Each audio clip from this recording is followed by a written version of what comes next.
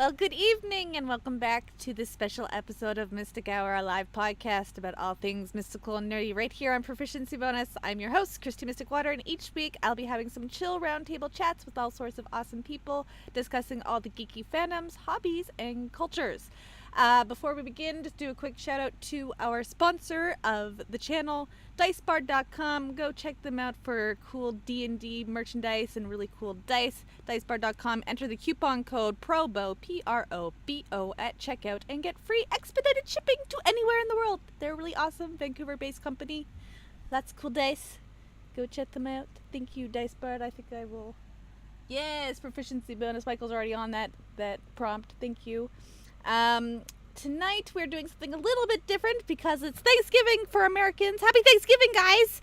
And but I'm not American, so I'm here in my room doing nothing. God damn it, everyone's laughing at me. I'll turn on their audio now. Anyway, so we're doing something a little different tonight. It's a little filler episode. We're actually going to be learning how to play and create characters for the Witcher RPG, Tabletop RPG. So I'm going to take you guys over to my BBs. There they are. Hi, guys. Say hi. Hi. Hello. Hey, I can wave and you guys actually see me. Yeah. It's not as dumb as when I usually do it. It's not a filler episode, Kristy. It's a stuffing episode. It's Thanksgiving. You're right, fam. You're right, fam. It's a stuffing episode.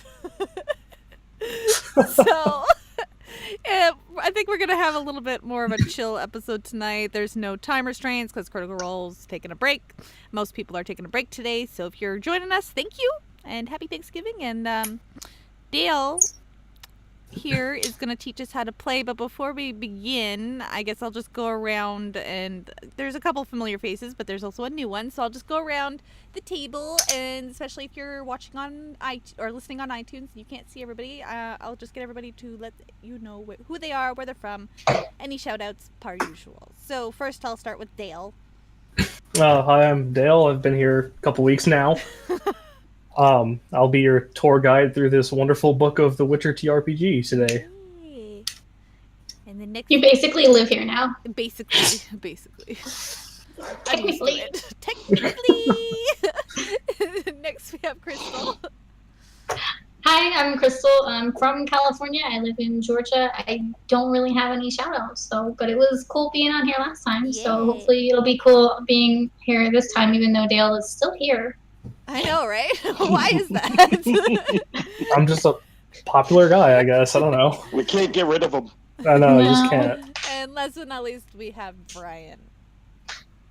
Hey, I'm Brian. I'm from the Hampton Roads of Virginia, and this is my first time doing any of it. So, Yeah. hooray! Hooray, me too. Yeah, these are my BBs. I play with them Mondays and Tuesdays. So, yeah. But now we're playing something different than D&D. So I'm excited and very confused and so lost right now. Very good. I mean, So, Dale As you should usually be. wants us that way. So, Yeah. That's how it goes on Sunday nights. Not for the, That's not for the streamed game, for my own game. They are usually lost and very confused. And scared. Don't Very forget bored. scared. Confused and scared. Yep. a lot less ducks to awaken in his games. God That's damn for it. sure. I do have to figure out something for that duck. Yes, he needs a great personality. Mistakes were made. Wow. There was no mistake in that whatsoever, Kristy. Isn't there? There is not. His wife will be very happy to have a duck. I'm I'm telling. sure. Wow. You're giving the duck to Arania? No, that would be Dale. I meant Saoirse, but Oh, not his wife okay. yet. But You guys aren't future married. wife. Future wife. Future wife. Okay, Dale. He's hopeful. Hit us with that knowledge. All right. Well, I'm not by any means a Witcher genius here, but I've been involved with the series on multiple platforms. The game, I read the first book. Obviously, I got into the tabletop for it now. I played Gwent. I actually beta tested Gwent, and they're still sending me a bunch of free stuff every week because I beta tested it. So the first thing here under, what would it be, I guess, page 20 of the actual book of what it would be, the section titled Creating Your Own Character, oddly enough. It gives you kind of a 7-step process. Now, for my assumption is most people on your channel are tabletop players of some variety or have dabbled in tabletop at some point through some type of RPG. So a lot of these are not going to be applicable to those kinds of players, but for people that are coming out of the video game, out of even just like the book, this has a couple steps that really help those kinds of people. The first one is pick your race. The Witcher is a very, not low fantasy, but it's not epic, so you don't have 50 different races like you might in a D&D game, whether it be player or not. In this, you have the elves, the humans, the dwarves, and the Witchers. Witchers are given their own race because any fans of the series would know that they go through the trial of the grasses, which literally mutates their bodies, and thus it gives them their own race when talking about them in this setting, and they're very different from regular people in the other settings as well. The second step is to run a life path, and that is the part I was talking about where people that are experienced in making backstories and backgrounds for characters may not need this part. Might be something good to look into if you're used to epic fantasy as opposed to dark fantasy, kind of give you a different idea of where things go. But for people that are perfectly fine just making up any story for themselves, don't need to. Pick your profession is step 3. Just it's basically what a D&D class would be. We'll talk about those later. There's a bunch of them. Pick your statistics. There's a lot of stats in D&D: intelligence, reflex, dexterity, body, speed, empathy, crafting, will, and luck. They're all stats, whereas in D&D you just have your strength, dex, Right. con, int, wisdom, charisma. This covers a whole host of other things as well. I mean, how many of my characters' empathy would be super low? I don't know what that's like at all. That's hilarious. Exactly. Alana is the most empathetic character I've ever created. I don't. Lies and slander. Step 5 is to select your pickup skills. Pickup skills are like your skills How you in get along, D&D. They'd be girls, your or- stealth. Oh, okay. There are skills for that. I mean, Okay, just there's I saw one little blurb paragraph that fans of the series might enjoy called "Whores and Debauchery," because in the series it's a very common thing. Debauchery and whores come up a lot. As you do. Step 6 is to get your coin. There's a starting coin table for each profession. Don't remember if they're rolled or not. Step 7 is to outfit yourself. There is a ton of gear options. Whereas in D&D, in the DMG, it lists a whole bunch of adventuring gear, and that's kind of where you're left. Gives you a vague description. It's very much the same here, except instead of it being a kind of vague mechanical description of it, it's more of a flavor text kind of added to it, something a little more substantial, I guess is how I would put it. Now, races. I guess we will start there. Social standing, as many fans of the series know, and people who are not fans would have no clue, social standing between the races, and especially between the nationalities in The Witcher, is a very complicated and very important part of it. The base 5 territories are the North, Nilfgaard, Skellige, Dol, Bethlana, which I believe is where the elves come from, and Mahakam, which is where the dwarves come from. Yeah, So the B one is elves. I just remember because I was looking at that earlier. good guess. Skellige, for example, all races are equal. Witchers and mages, however, as fans of the series again would know, are never equal really anywhere. But some places are tolerated because people don't like them, but they understand why they're there. For this purposes tonight, we're just going to go over through making a character. Not going to worry about that. That's more of one of those things that talk with your DM about what is going to happen in your game, why that's significant or not. We're not prepping for any of that kind of stuff, so we're just going to kind of skip over that. Now you get into the actual races. Witchers is the first one listed. 2 paragraphs of flavor text for those that want something, for people that might not understand where they come from outside of just the game, or if they don't know anything about the series in general, but are interested in the system and like how it feels. A lot of helpful things there. As some people listening or watching may be wondering, I've never seen a female Witcher in my life. What does the book say about it? It addresses that all known Witchers have been male, but it is up to your GM to decide whether or not that is because that's just how they've done it, or that's the only way it can ever happen. So there's not a discriminatory thing to it, but lore-wise, it is not common to see, or actually never has been seen, a female Witcher. Interesting. Now, the first mechanical thing that we're going to get here is the Witchers suffer from an effect called dulled emotions. A Witcher cannot raise their empathy stat above 6. Now, the highest a stat can reach is 10 before factoring in racials. So if you're an elf, I believe elves get a +2 archery and a +1 to fine arts. So their base raises by that many numbers. So their base in archery is now a 7, or an 8 as opposed to a 6. Whereas Witchers, it will never be over 6 because of how they work.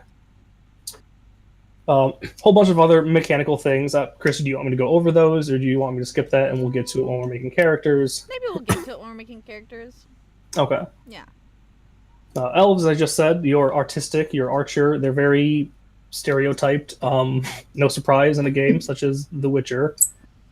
Dwarves, very strong, very hardy. They have bonuses to their business skill, and we'll talk about all the skills in this freaking TRPG later. And humans, trustworthy, ingenuity, and blindly stubborn. Life path, pages and pages of rollable things. From family fate, Whoa. parental fate, family status, Parental fate. influential They're always friends. bad. Yeah. Who are you talking about? Right? No, there's a 50-50, it looks like. Let's see. Oh, this is Yeah, it says, yeah, One family. more dead, Family's one alive more left together. Or here. something happened to your family. Yeah. something happened. Although that's even less than 50-50 because something happened to your parents doesn't mean they died. It just means something happened. And there's a lot of inspiration there. I mean, again, obviously these things, you can make an entire character based on these roles if you wanted to. Very helpful for I'm going to do because someone I that's think it new sounds fun. to the tabletop setting, or as someone like Krystal. It just sounds fun to try out.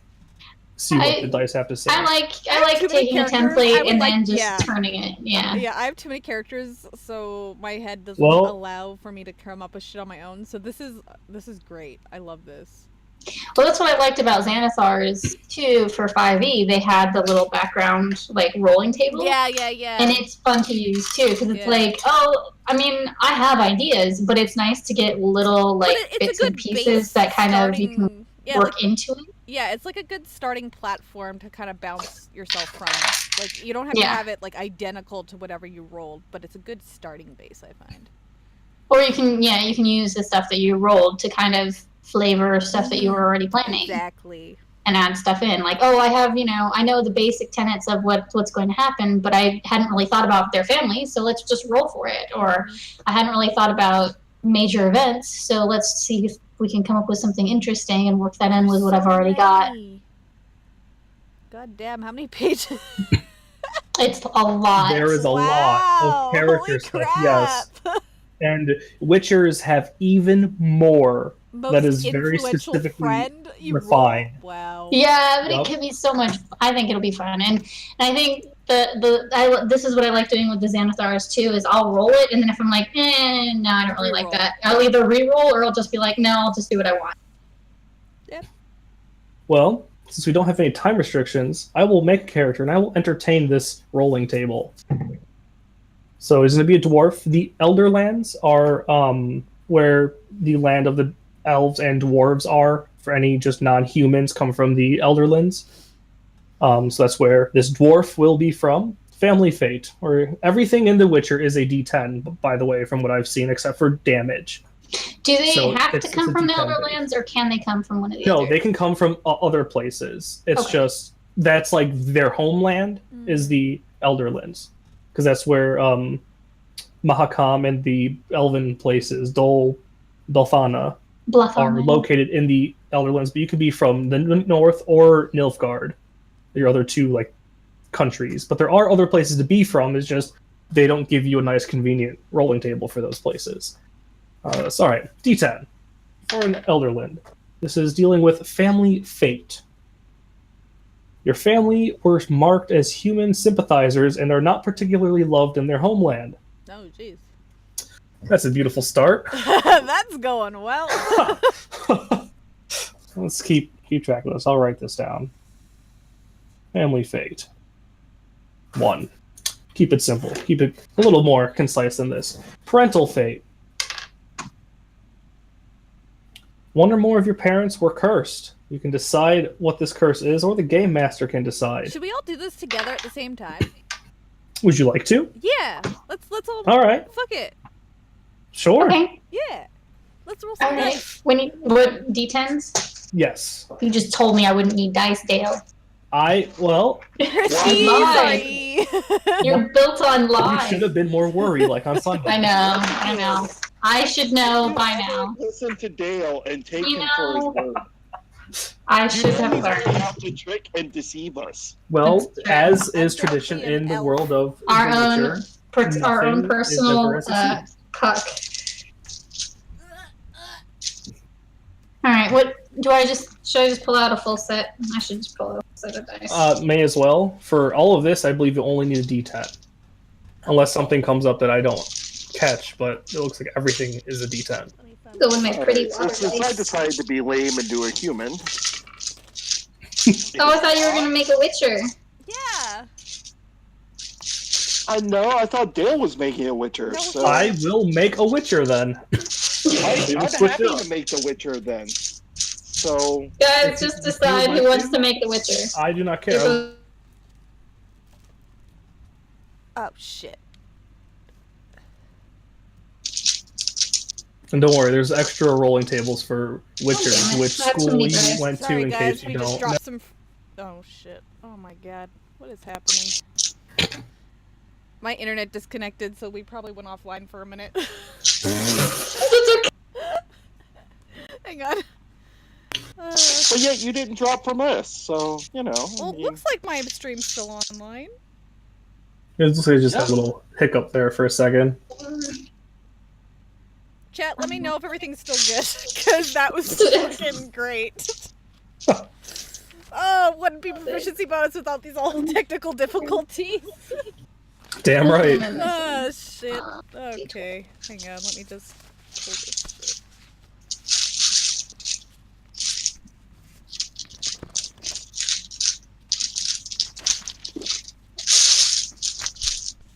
Yeah, we'll use my Jeeves dice for this. The Bard dice to tell a story. See? I'm using one of my sets that I don't for us. use anymore. I have these clear ones with like a little bit of blue, kind of misty in them. And I don't get to use anymore because they were for Chandra's, so.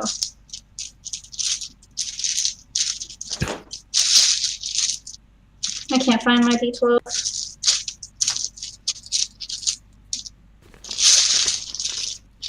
I mean, for now, all you're going to need is a D10. Yeah, I got my D10. Oh, well, that's easy enough. Alright.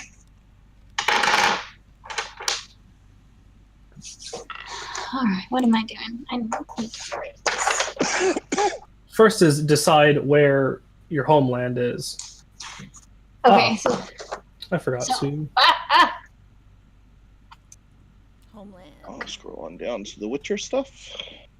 There are Alright. actually bonuses for which region of that kingdom you are. That's why I was asking, because since I'm making a druidic priest, I thought it would probably make more sense to do one of the ones that goes me the wilderness survival or crafting, since I'm gonna do alchemy.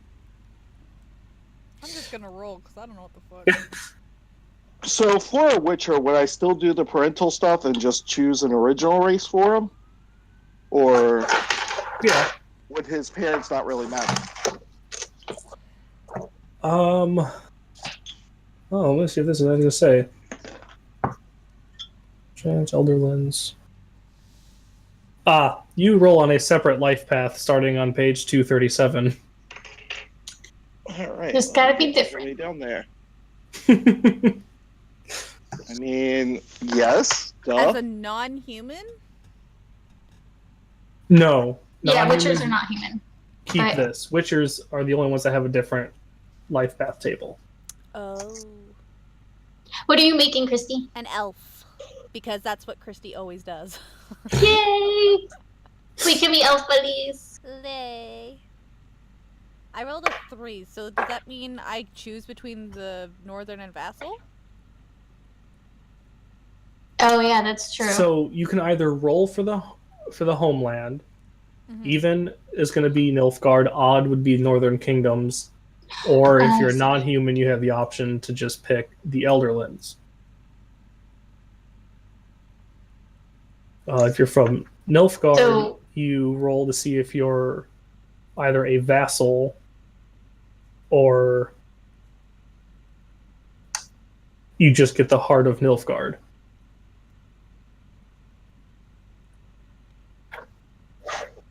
Or you can pick what homeland you want to be from and just make it simpler. Just roll on that.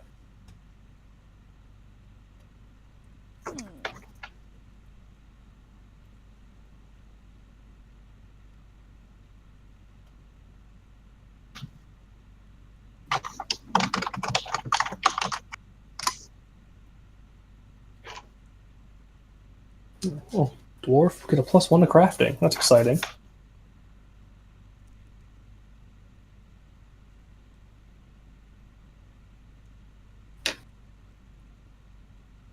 I kind of just want to take the Temeria and do the +1 charisma, because I don't...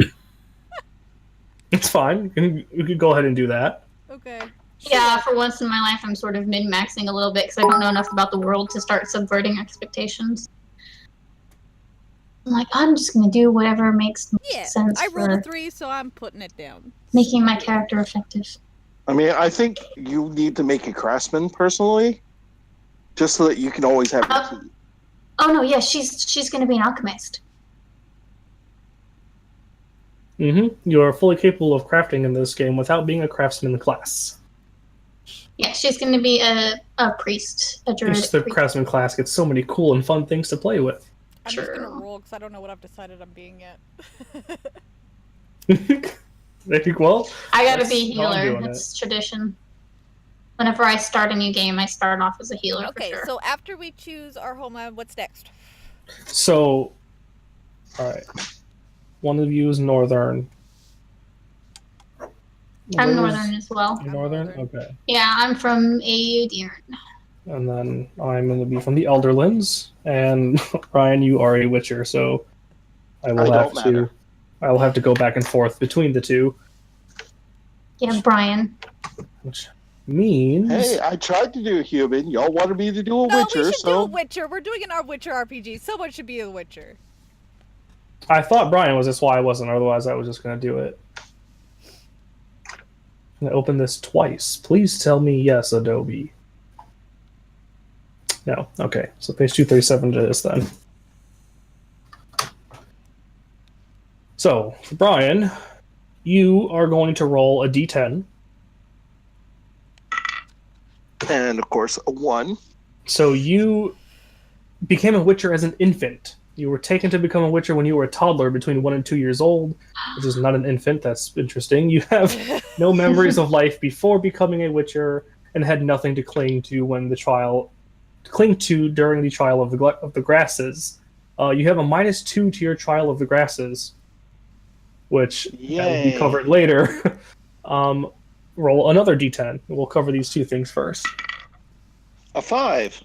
All right. You were of the School of the Cat. You're immune to Yes! You trained in Dinmar Caravan, a traveling troupe of witchers who sold their skills to anyone who could pay for any job. The mutations in training flayed your emotions and you struggle against violent, cruel impulses. Damn cats, am I right? Yeah! Kitty ears. All right. We'll go back up the page. I think I was on 26. I need to track these. 25 I'm on right now. Yeah, it's 26. It's Family Fate. All right, Family Fate. You fine ladies can roll a d10 for me. We will see what your family fate is in the northern status. Your family was imprisoned for crimes or on trumped-up charges. You were the only one to escape. You may want to free them, or maybe not. Hey, me too! I rolled a 2 too! Nice. Okay, well, I'm going to re-roll then, so that you can... Because I don't want to have the same... That would be silly. Unless we're from the same family. We're both elves. I think it's fate, Krystal.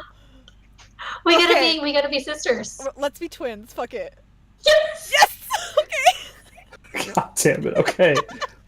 So now you could just take turns rolling for the following items then. Yes! I love it. It's perfect. We will cover Parental Fate next. Kristy, you can roll this one. Okay.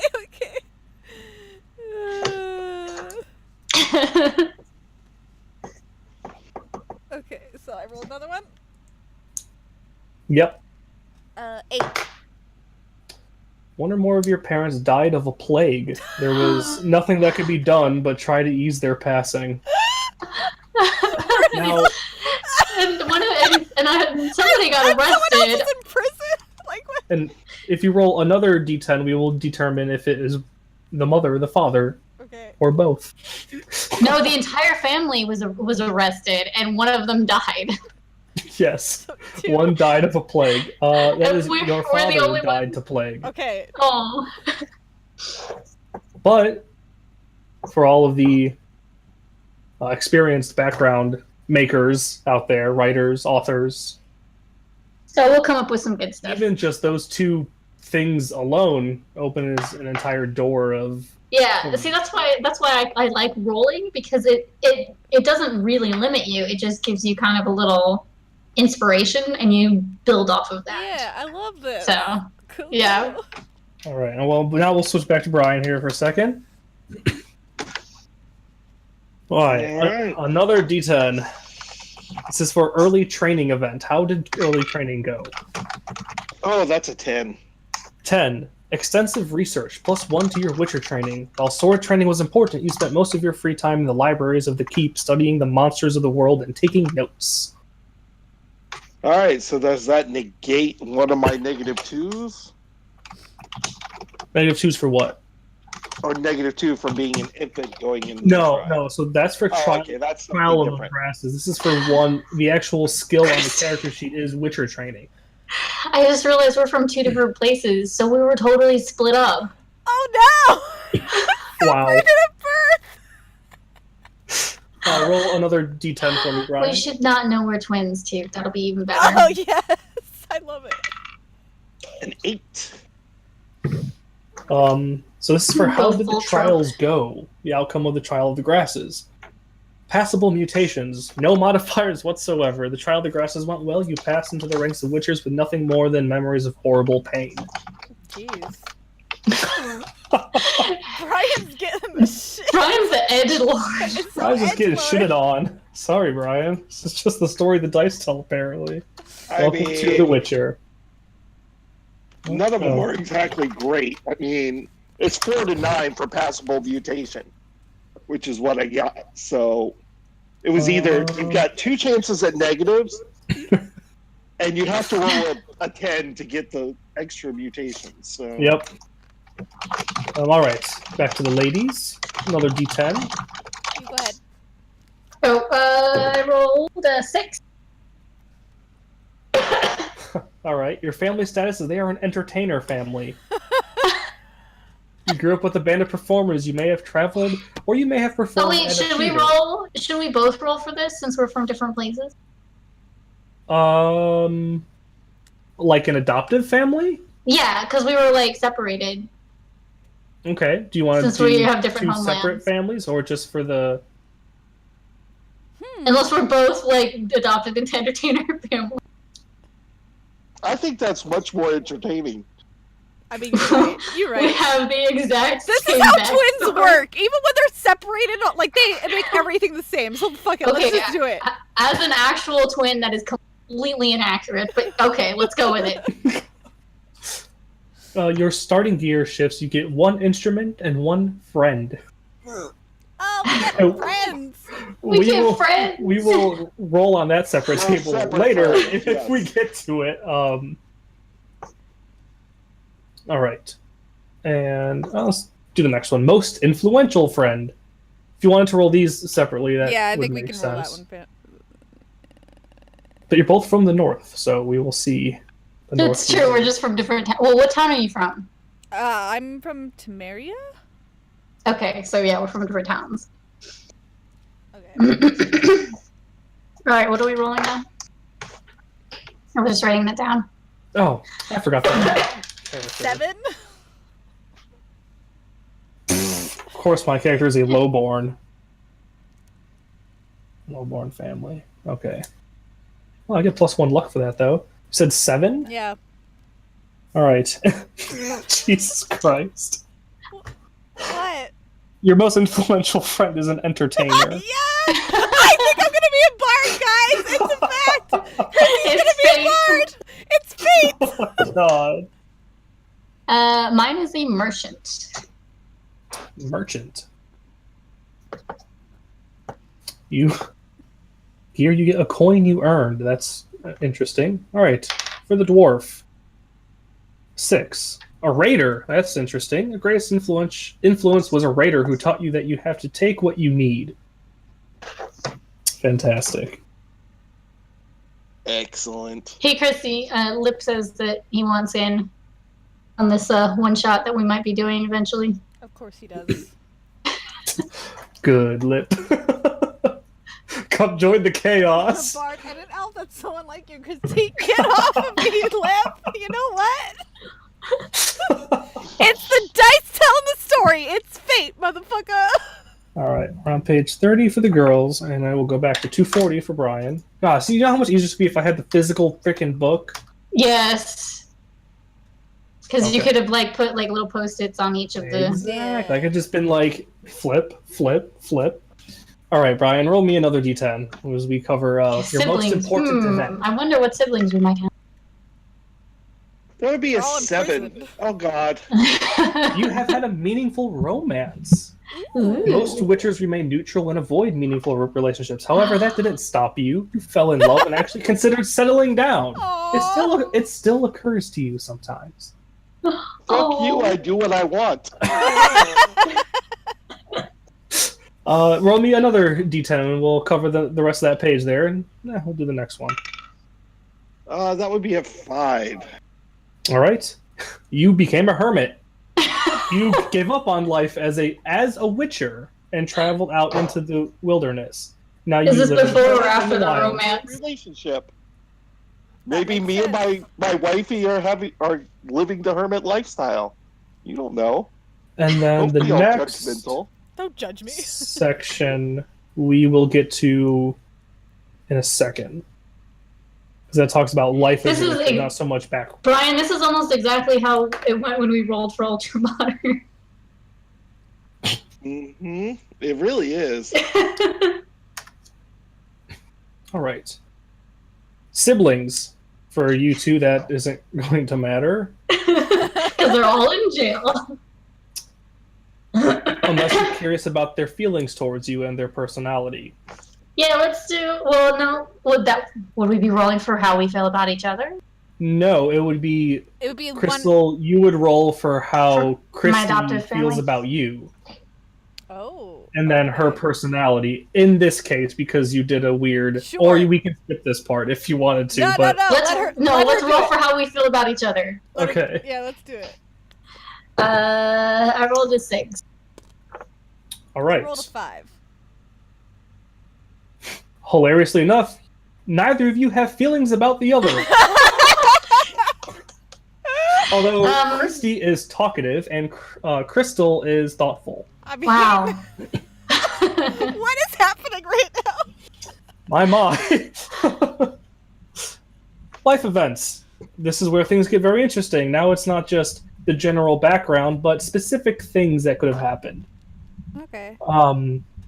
We will start with here. D10 from each of you.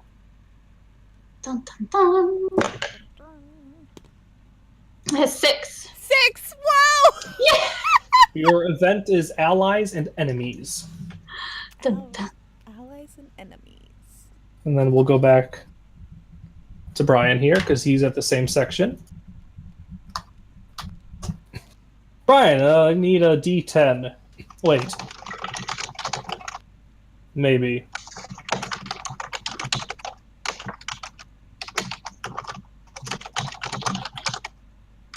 One moment. For some reason. Morning. Yeah, under benefits. No, I was Stop, looking Cliff. at dangers, but I guess it depends how dangerous are you looking for your job to be. Man, is that like based on age? Because it doesn't say as far as a role. It's not a role. Danger potential. Witchers are incredibly long-lived. For each decade after this. So much risk. So for every decade after the age of 29, Yep. you decide how risky your life was each of those decades, and then you roll each time on the table. So let's just assume This is how we is- find out when you settle down. is one decade. We'll keep it very simple. So we'll just roll once, and now you need to decide how risky were you from the age of 30 to 39 when you can live to be 260. Damn. I mean, that's still pretty early on, so I would say I'd probably be in the non-neutral to risky stage, you know. Okay. So we'll go with non-neutral. Alright. Did you roll a 6, right? I have not rolled yet. Okay. We rolled 6. But I did roll a 6. Wow! 666. Oh no! Says something. Oh no. You have received an ally. We have lost Oh, no. Krystal. we have lost a Krystal. Deal with it, OBS. The overlay is so messed up. I can see the top of my head in one box and my mouth in the other. Again, proficiency bonus, fam. Welcome to the channel. This is what happens every fucking night. Not We enough did D say jokes from Krystal. 666. This was our own fault. We cursed it. Or Krystal wasn't making enough D jokes for Discord's liking. Yeah. Discord No, has a it very was special my trick to get it to computer. work. Your computer. Well, you're back now. Yes. All right, Brian. Let me get one more There detail you go. before we switch back to the ladies. That is a 10, sir. Oh, I was really hoping it was gonna be a 1. That'd be hilarious. All right. A 1 is the law of surprises, which I will discuss what Wait, that no, is it's under later. allies, isn't it? Or aren't we under allies right now? No, Or- I'm rolling for benefits first. Oh, I thought we were rolling for the Oh, ally, because that would have wait, been perfect. Never mind. Yes, I'm sorry. I misread that. You have a female that is an old enemy because you were forced to work together, and that is how you met. A female bard who we fought together, because I rolled a 10. There you go. Is your ally? Yes. That's my ally. Hi, that's Kristy. Now roll yourself another d10 and we'll see how close you are.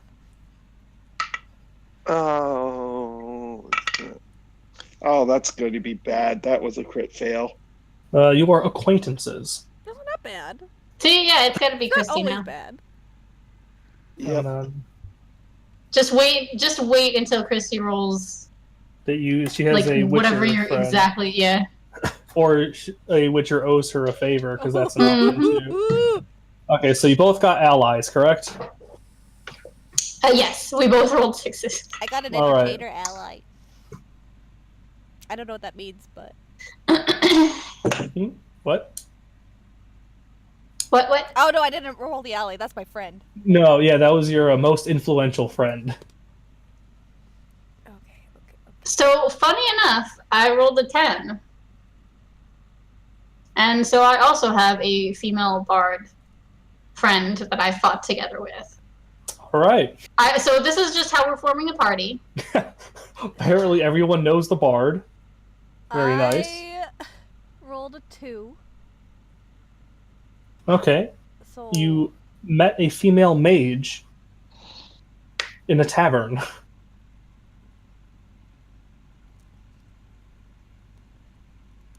okay. So now I need to roll how close we are. Yes, another d10 to. We are determine how friends. close.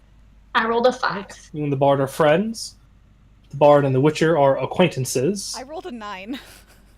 And you are inseparable to your mage companion that you met in the tavern. We need a 4th person, guys. BFFs.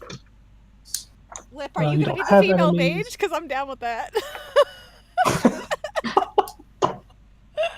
Say what? Because Dale hasn't been rolling, so Chrissy's like, I've got a female mage best friend, Dale. Do you want to be the 4th member of this party? No, Lip. I want Lip to be the female mage. Oh, Lip. There we go. Lip, you gotta be the That'd be the You're a female female female mage. that you met a unknown class in the tavern. Okay, let's see. I forgot to write something down. What did I forget to write down? You didn't get enemies, and you didn't get a romance. Okay, now we will switch back over to Brian real quick. What page are we on here? 36. The next thing goes into Witcher gear. Yes, because you start with very interesting things. You didn't go on a hunt. Wait, did I pass it? No. Okay, you got your ally. Yeah. Skip the hunt, skip blah blah blah, Witcher gear. Unless danger is something different. No, because it's every decade you roll. So if you are 100 years old, you'd rolled. Oh wait, I forgot about my merchant friend. Well, no, the danger. Wait, how does the danger work? They're all the same. So when you rolled your first Well, D10, no, because on the chart it has benefit, ally, or a hunt, but it doesn't have the danger. The danger is like 50 is at 50%, but I don't know what that means. Danger. Well, let's see. Still very new to this as well, so we will give it a quick read.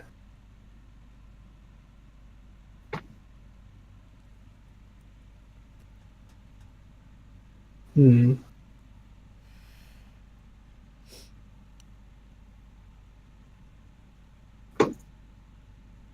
I didn't roll the where are they? I should do that too. Yeah, I just rolled that. They're from the Northern Kingdoms, which is very accurate. Mine too, so there you go. We're destined to be twins. It's just, yeah. First I'm sorry, roll Dale, the I'm danger cheating on roll. you. We're twinsies. Oh, well. Okay, so I think first we were supposed to do the danger, and I'm supposed to roll on that, and that's like 50%. Okay, we'll roll on a danger. I don't know. It's another D10. Oh, we were supposed to roll a d10 to see if we had even for an ally and odd for an enemy. We just made friends. That's fine. Friends are just better. Friends are better. Yeah. You have a wound is your danger. And another D10. Oh, that's right. I forgot to write down her personality. Oh, that's a 4. You have damaged fingers. You can't do signs with one of your hands. You can't cast your Witcher signs with one of your hands. It may have been the result of torture or just a very unlucky strike to the hand in combat, but its fingers are stiff and awkward.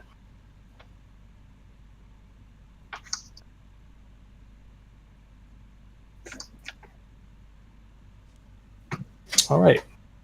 Witcher gear. I don't think any of this requires a roll. Because in the class, you start with certain gear and items, just like you would in Dungeons & Dragons.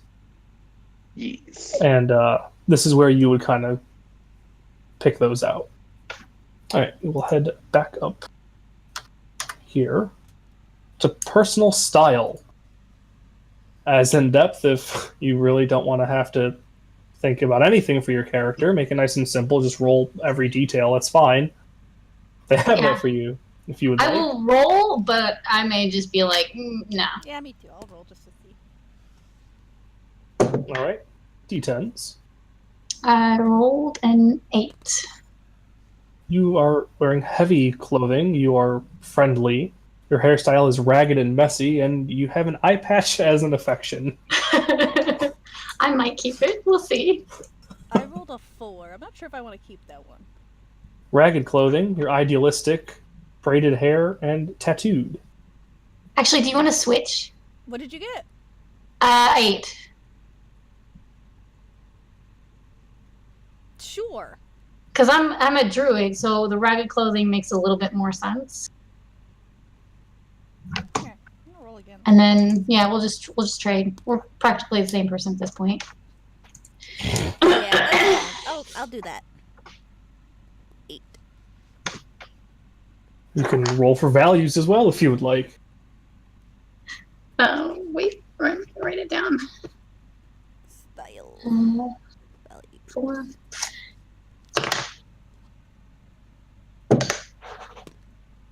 I rolled a 4 this time. My valued person is a friend. I value hedonistic pursuits. And people have to prove themselves. But I'm idealistic. I rolled a Interesting. 3. Oh, Your valued person is a lover. You value your word, and people can never be trusted. I mean, accurate. Wow. Wowee. Oh boy. Example names, a list of example names. Not very many, but it's a name, right? Friend. Now we get to the profession. And again, just like in the character creation spot, there are 5 steps to this. Your defining skill, or each profession has 5 parts. Your defining skill, vigor, is how much magic you can cast. It's basically spell slots. Number 3 is magic perks. 4 is your skill package, and 5 is your starting gear. The only limitations in this game are the Witcher race must be the Witcher profession. Mages can only be humans and elves. Dwarves do not have magical capabilities, as is seen a lot in the Witcher universe. Classes. The Bard. Most known there is Dandelion. The Craftsman. The Criminal. The Doctor. The Mage. The Man-at-Arms, which is your equivalent to the Fighter. Or Ranger. Just weapon user, basically. Your Merchant. Zoltan Chevet is actually a merchant class, in case people are not aware of that. The Priest. And, of course, the Witcher. Now, each class gets 11 skills that they start with. So I was going to make a merchant, or a craftsman, I'm sorry. Each class gets a defining skill. The craftsman's is patch job. A skilled craftsman can patch a weapon or armor well enough to keep it working and keep its wearer/wielder in the fight, whether that be tying a bowstring back together, sharpening the edge of a broken blade, nailing a plate over a cracked shield, by taking a turn to roll a patch job check, which is the name of the skill, a DC equal to the item's crafting DC -3. So one thing that I didn't really mention was that The Witcher has a very extensive crafting system. You can craft everything except legendary items, similar to D&D, for the fact that if you could just craft a Holy Avenger, what makes it so special? Even if it took you 100 years to craft it, if there's 1,000 people crafting them for 100 years, it's no longer all that special. And all of those have a DC to craft, as many D&D things to craft would have. And you just roll this at that -3. Broken shield or armor can be restored up to half of its SP, which is a stat that all of your weapons and armor go through general wear and tear.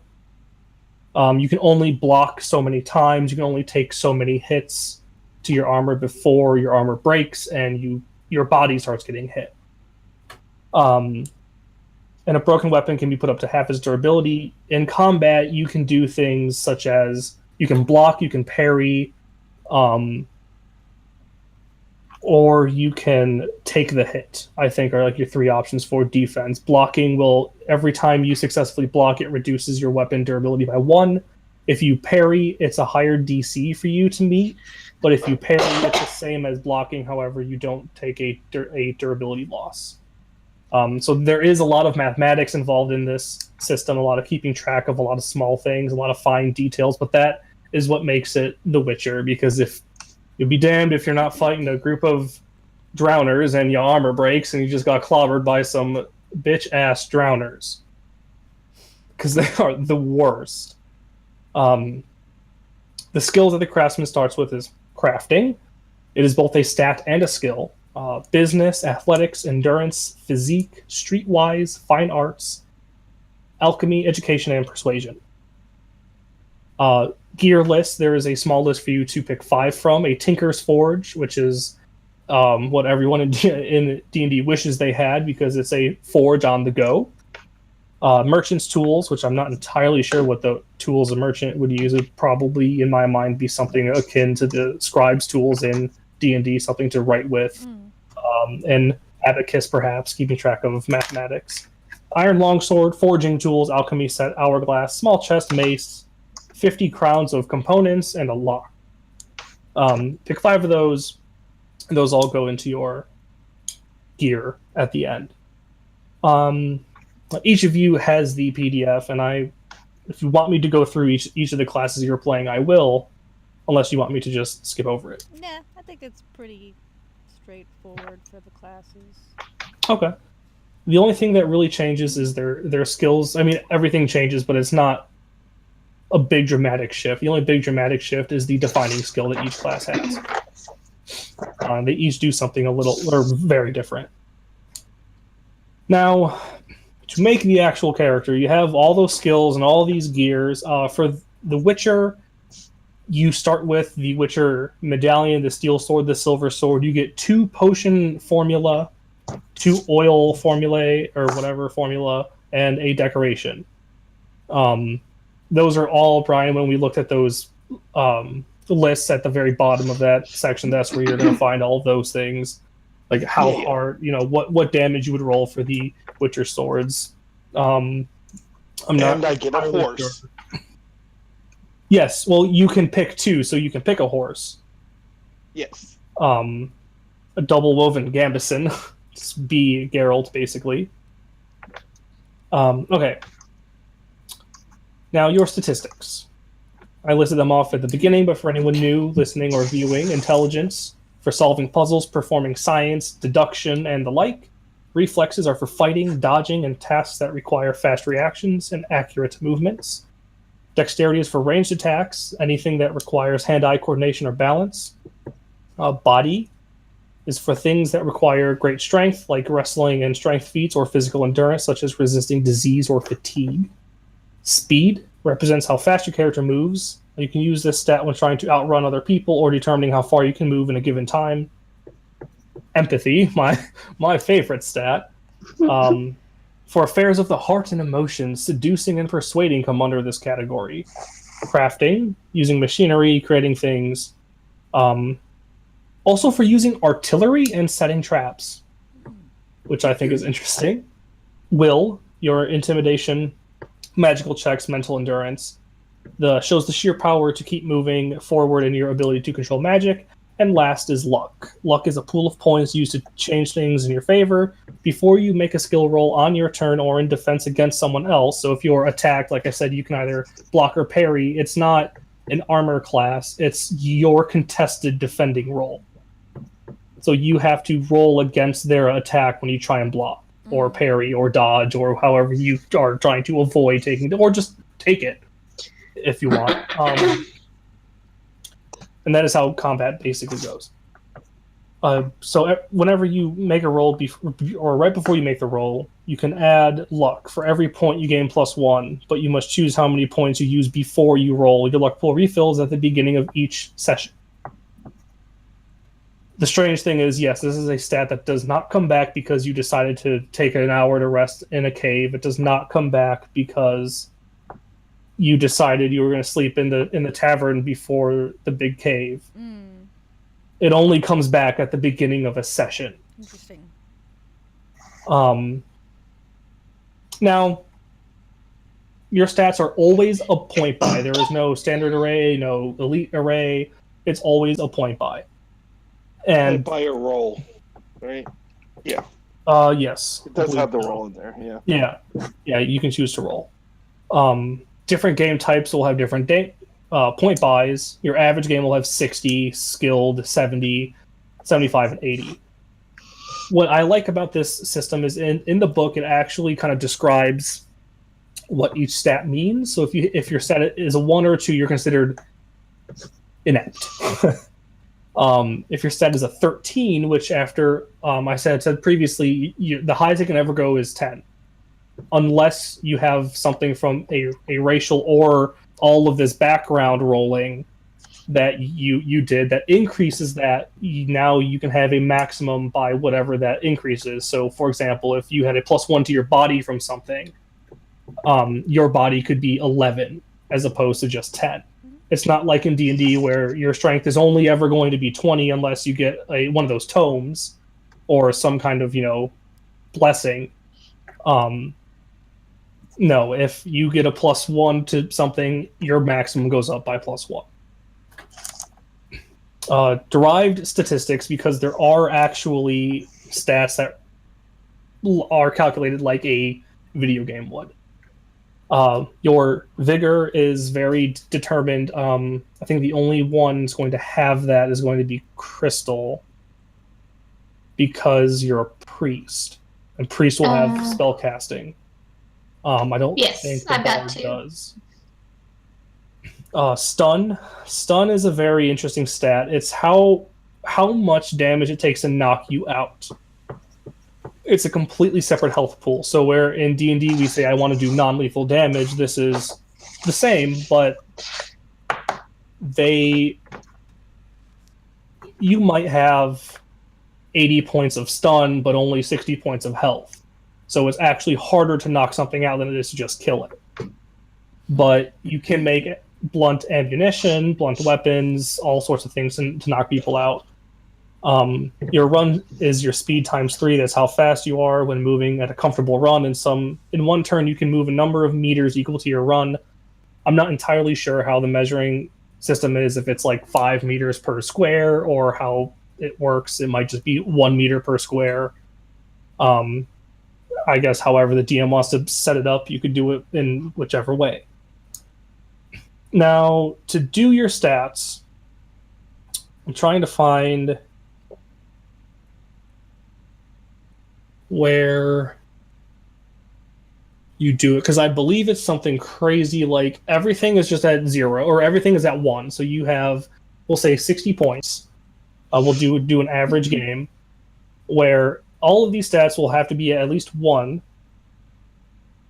And from there, to go from 1 to 2, it's going to cost you 2 points out of the 60.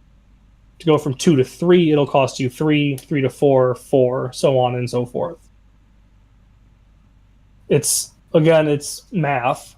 You have to keep track of how many points you have, and it increases each time you go to buy one. Trying to find, because I'm 90% sure that's how it happens, but I'm trying to find where it says 9 times.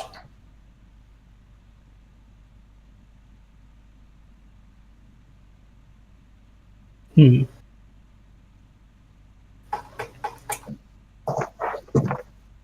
pretty sure it's that way, but I can't find anything that confirms that. It just says to split between the stats below. I know what it is. Okay, it costs 1 of these points. Where I was mistaken is when you go to level up a point. So after character creation is all said and done, if your body is at a 9, for example, and you want to get it to 10, you need to spend 10 points to go from 9 to 10. And I don't remember. I believe everything starts at a 6, but it can't go above something. It should be at the beginning of the section. I'm sorry. It's okay. We got time. If I had the actual book, this would be so much easier. Mm-hmm. Have you heard anything about when it might come out? Because February 12th? Yes. Is when Amazon's selling it, so around then. Because I do want to pick it up. Yes, I have no clue where you would find it online besides Amazon to buy a physical copy. No, I know you can go to Drive-Thru RPG to buy a PDF. I'm sure local game stores will start having it as soon as they can. But I would ask your local game store and instead of quoting me. Because if I'm wrong and you complain, I'm sorry, but I don't care. I can ask him. I don't know for sure because he doesn't get in a whole lot of the. Well, no, but he has the Star Trek system, so maybe. I guess it depends because he had the Mistborn one too. So I guess it just depends. Okay, yeah, no, it is just 1 point per stat increase, so they all go to 1. So I guess you have 59 points to spend? Or 51 points to spend? Oh, I mean, I guess. I don't. Or you have 60 to spend and everything starts at a 1. See, I thought so too, but the way that skills work is you have to put 1 of your allocated skill points into each of your skills. So I think you start with 44 skill points, but you must put 1 into each of your class skills. And then you can put the other 44 into anything else. That's why we're down to skills as opposed to... Well, no. I'm still on stats, but I'm saying that's why I think stats you would have to put 1 in each of them in order for you to do stats. because that's how skills do it that way. You have to put 1 in your guaranteed skills. Instead of starting with 11 free skill points in your skills, you have to use what you get. Because having 60 points means 6 out of the, 9 skills? Or 6 out of the 9 stats, you have a 10 in. I mean, the others, well, just 5. Those would be much lower than that, but... Yeah, for the sake of this, fuck it. Just 1 skill point into your skill, so if you want a 5 in your int, it would just be 5 of your points. Now, do those points go over to like your charisma and like the other skills below them? Yes. Obviously, I'm not too certain about that, empathy, but like a skill tree under empathy, right? There is, So and do points go from the 60 into those points as well? Is that maybe how it's dividing it up?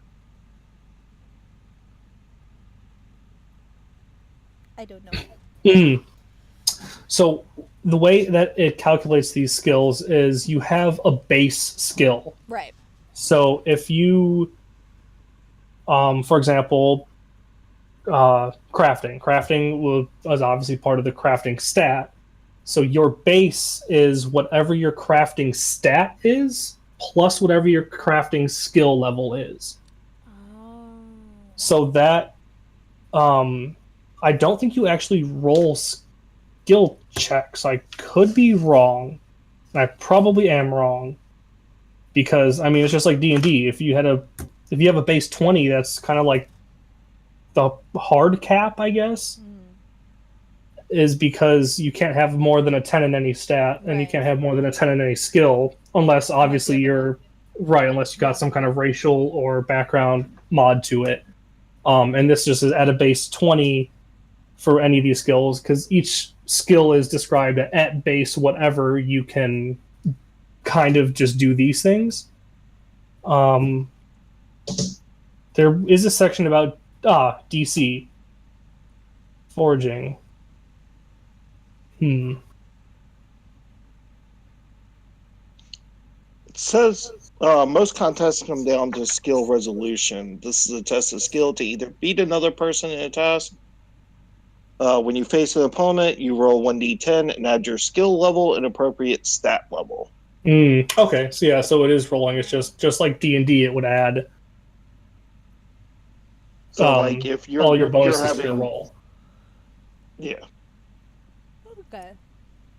I mean, how many people's bards are rolling a plus 15 to performance? You know what I mean? Like, if you have a plus 15 to your performance, your passive or your base performance in this case would be 25. Is 10, and then plus your relevant skill. So yeah, you would roll 15. So just like in the same case here, you would roll your d10 and then add your whatever the appropriate stat plus the skill is, and each stat or each skill is put to a stat, obviously. And then yes, okay.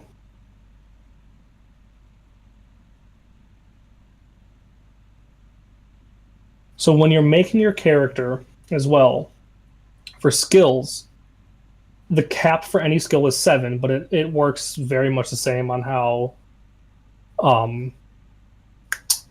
stats work. If you got a +1 to your crafting from something somewhere in your background, your cap is 7. So on and so forth. And skill level, just like they had in stats, has the skill level, the number, and kind of what it means. Inept to superheroic at a +13. Jeez. Now, some skills, Krystal, alchemy, every level up requires 2 points. So if you get alchemy from the class, I believe you have to put the 1 point in to get it to level 1. But if you want to get alchemy level 2, you need to put 2 more points into it. Same with crafting, trap crafting, hex weaving, spell casting, resisting magic, ritual casting, tactics, language, and monster lore. All of those will require, for every 1 level, you need 2. 2 points because they are considered like difficult skills to learn. That makes sense. But fine arts is not. So, take that, fine arts. Easy bard for the win. And then, yes, so you get 44 skill points. Every skill starts at 0. Your 11 class skills will all get a +1. So you'll have 33 skill points to allocate into any other skill you want after that. So for my crafter, I'll scroll back up here, make this relevant. I'm not going to take the time to allocate all the stats for it right now, but I will go through the skills. Yeah.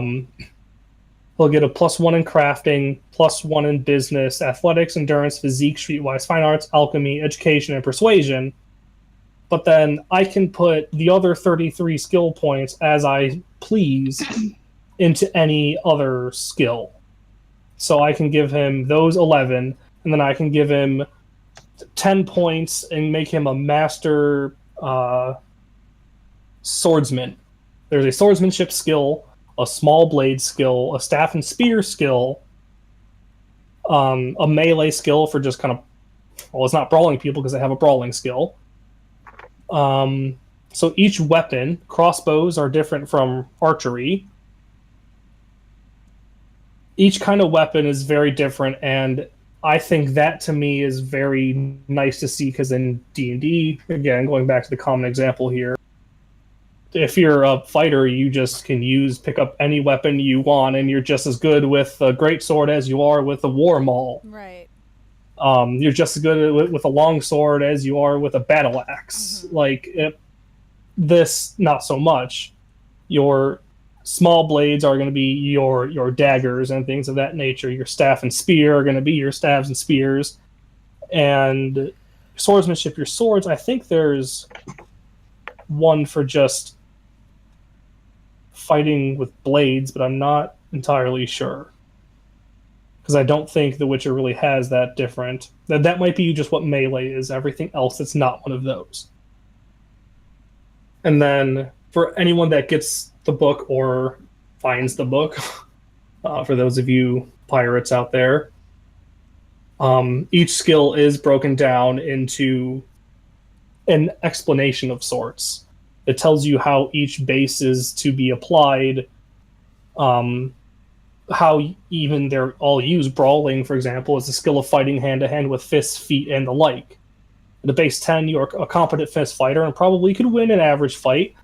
It goes up through base 13 and 16, and at 20, you are a master of hand-to-hand combat. You can beat almost anyone barehanded. You can even stand up against armed warriors. So it gives you a flavor reference, an idea of how good you are at doing something, like what this actually means. Melee is using, here we go, melee, whips, bludgeons, and axes. 10, you can reliably wield a melee weapon. At 20, you're a master of melee who can take on multiple assailants at once. Just like in the video games and even in the books, when Geralt, or the player, runs into a nest and there is 7 ghouls fighting, it is a much more complicated fight than if you singled out one ghoul and killed them 1 or 2 at a time. Now, in this setting as a tabletop, there are anywhere between 3 and 6 players present. So imagine 3 to 6 people able to do something in combat, and it's not just one Witcher sitting there fighting everyone.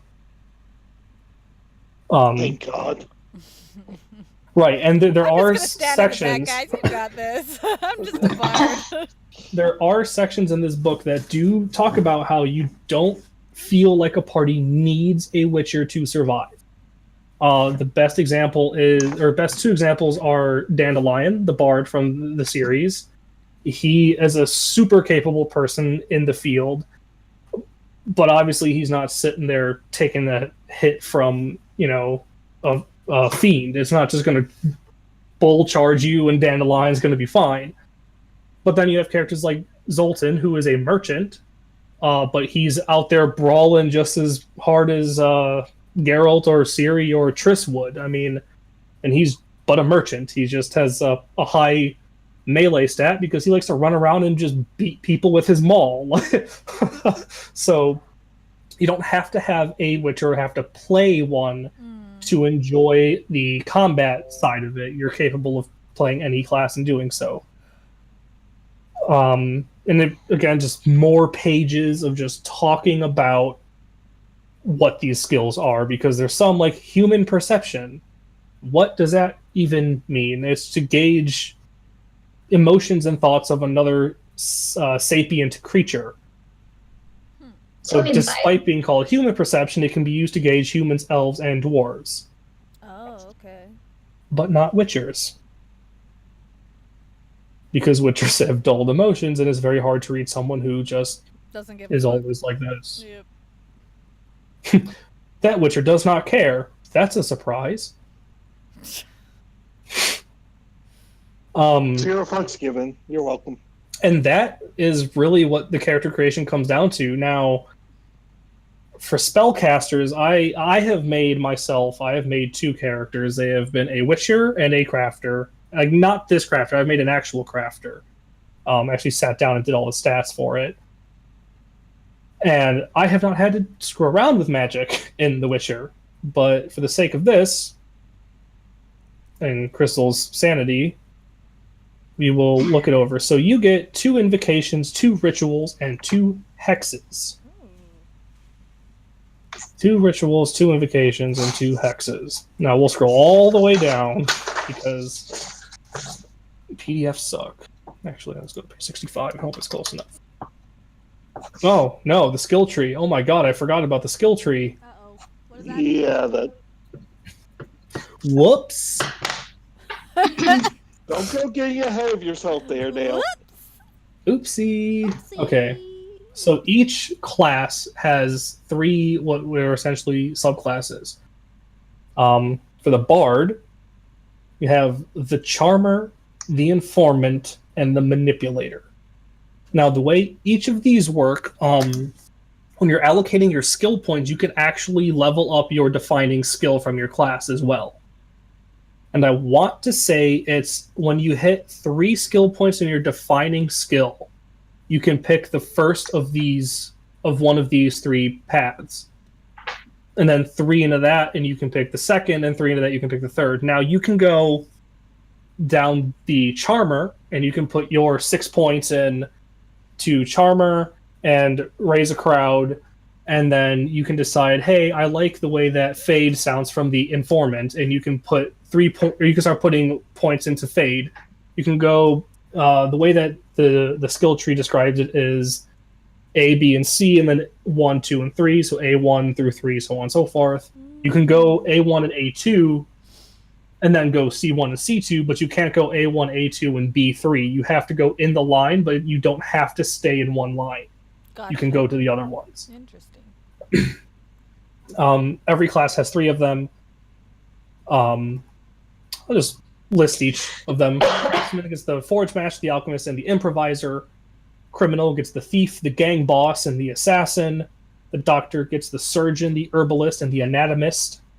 The Mage gets the Politician, the Scientist, and the Archmage. Man-at-Arms gets the Marksman, the Bounty Hunter, and the Reaver.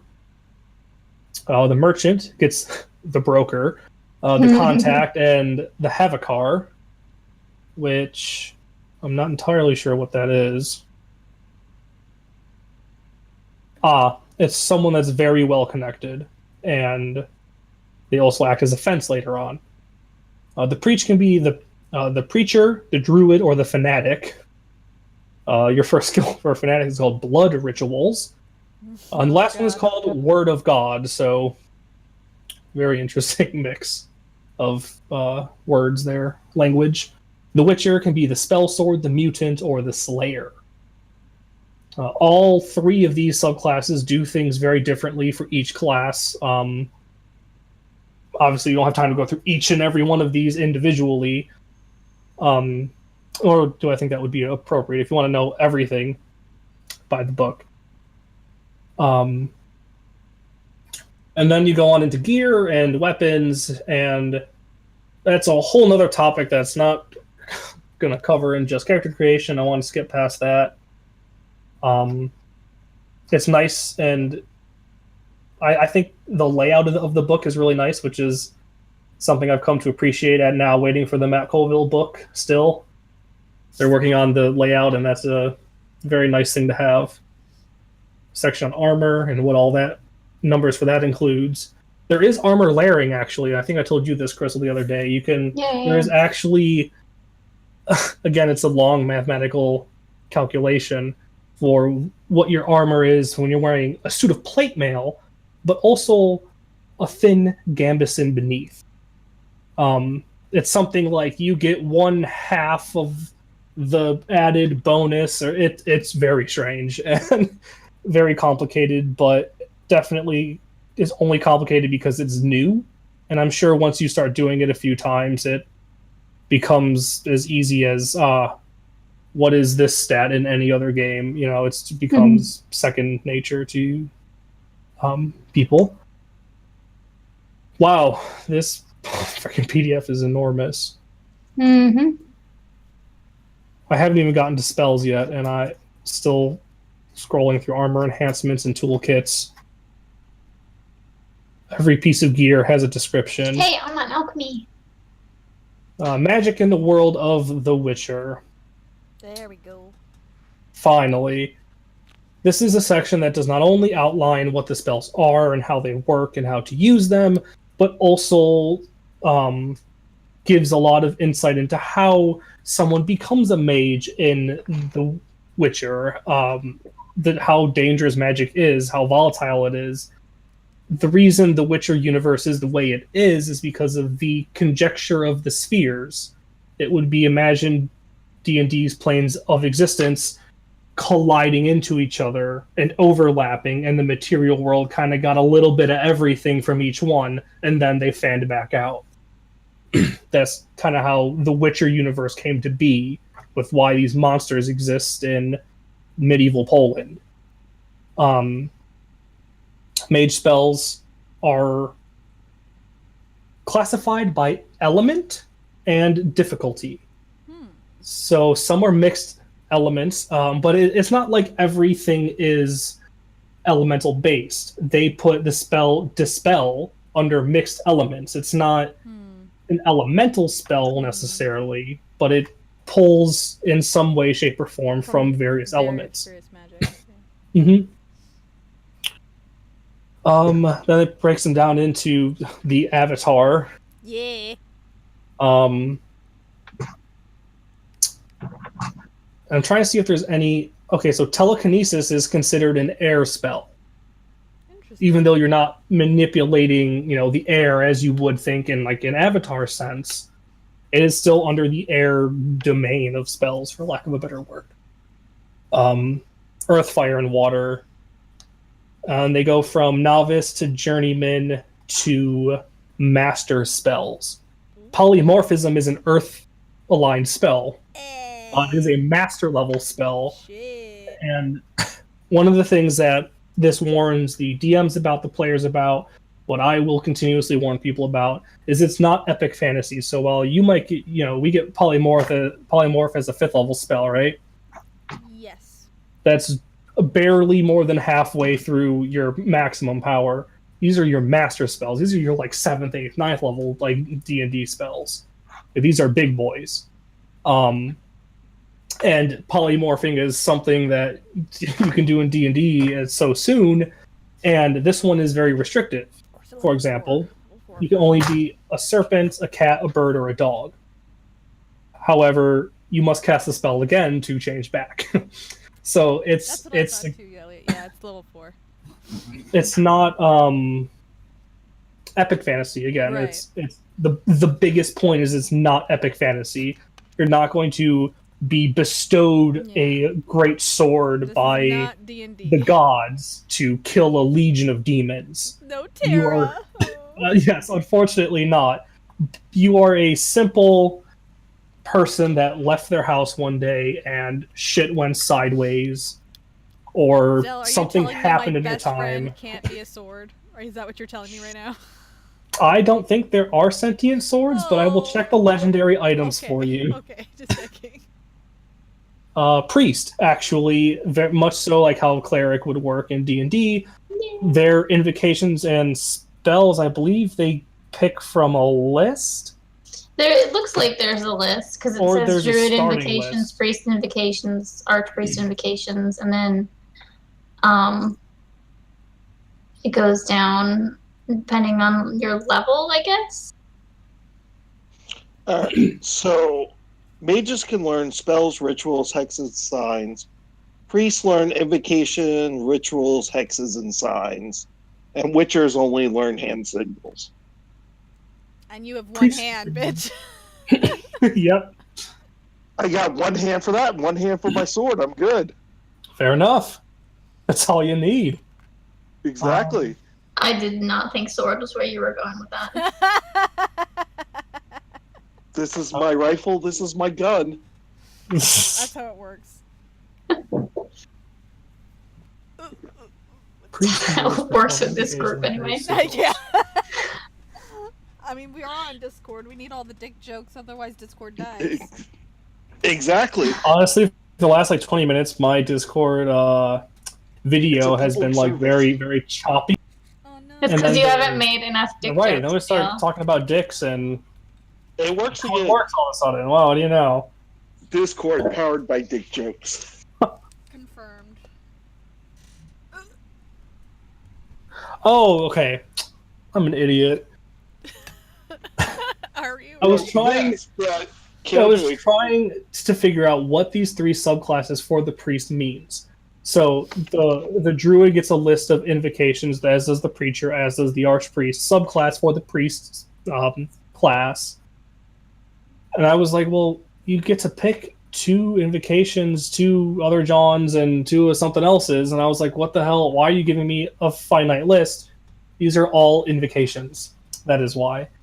Invocations cost stamina to cast, and again, I'm not entirely certain how this works. If I were to ever run something, I would have to spend a lot more time reading through this entire book again. Mm-hmm.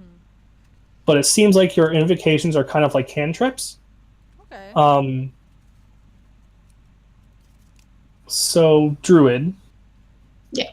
Friend to wild kind, for example, costs 1 stamina. The effect is a friend or wild kind grants the caster a +3 to wilderness. Friend to wild kind. Okay. It's like guidance, but you can only cast it on yourself. You get +3 to wilderness survival for handling animals. Alternatively, you can calm one animal if the spellcasting roll exceeds the animal's will times 3. Oh. 5-meter range, lasts for 1d6 hours. The defense, it lists how the creature defends against this. Journeyman, so that's like how the mage has a list of spells that they cast depending on if they're a novice, journeyman, or master. Then they can access those invocations for that tier. And then you would pick 2 rituals, I think, and 2 hexes. Mhm. And I believe you would pick them from the novice. Rituals. Very formulaic and easily learned form of magic. Consumes specific, often expensive components and takes time to perform all the steps of the ritual. However, rituals can produce results that even exceed the power of mage spells. Okay, wait, where are those? Page 116 is where rituals start. Okay, so that's after the Witcher stuff. That's why I was getting Yes. confused. Okay, I'm with you. I'm not writing anything down right now, but One of the rituals that you can take is golem crafting. It's a master ritual, so you Jesus, can't just that come you. out the gate with it, right? There's even a section called golem work ethic. You can do something called artifact compression.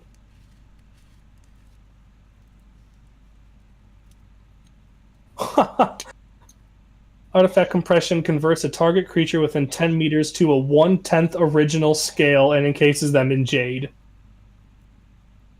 That's hilarious.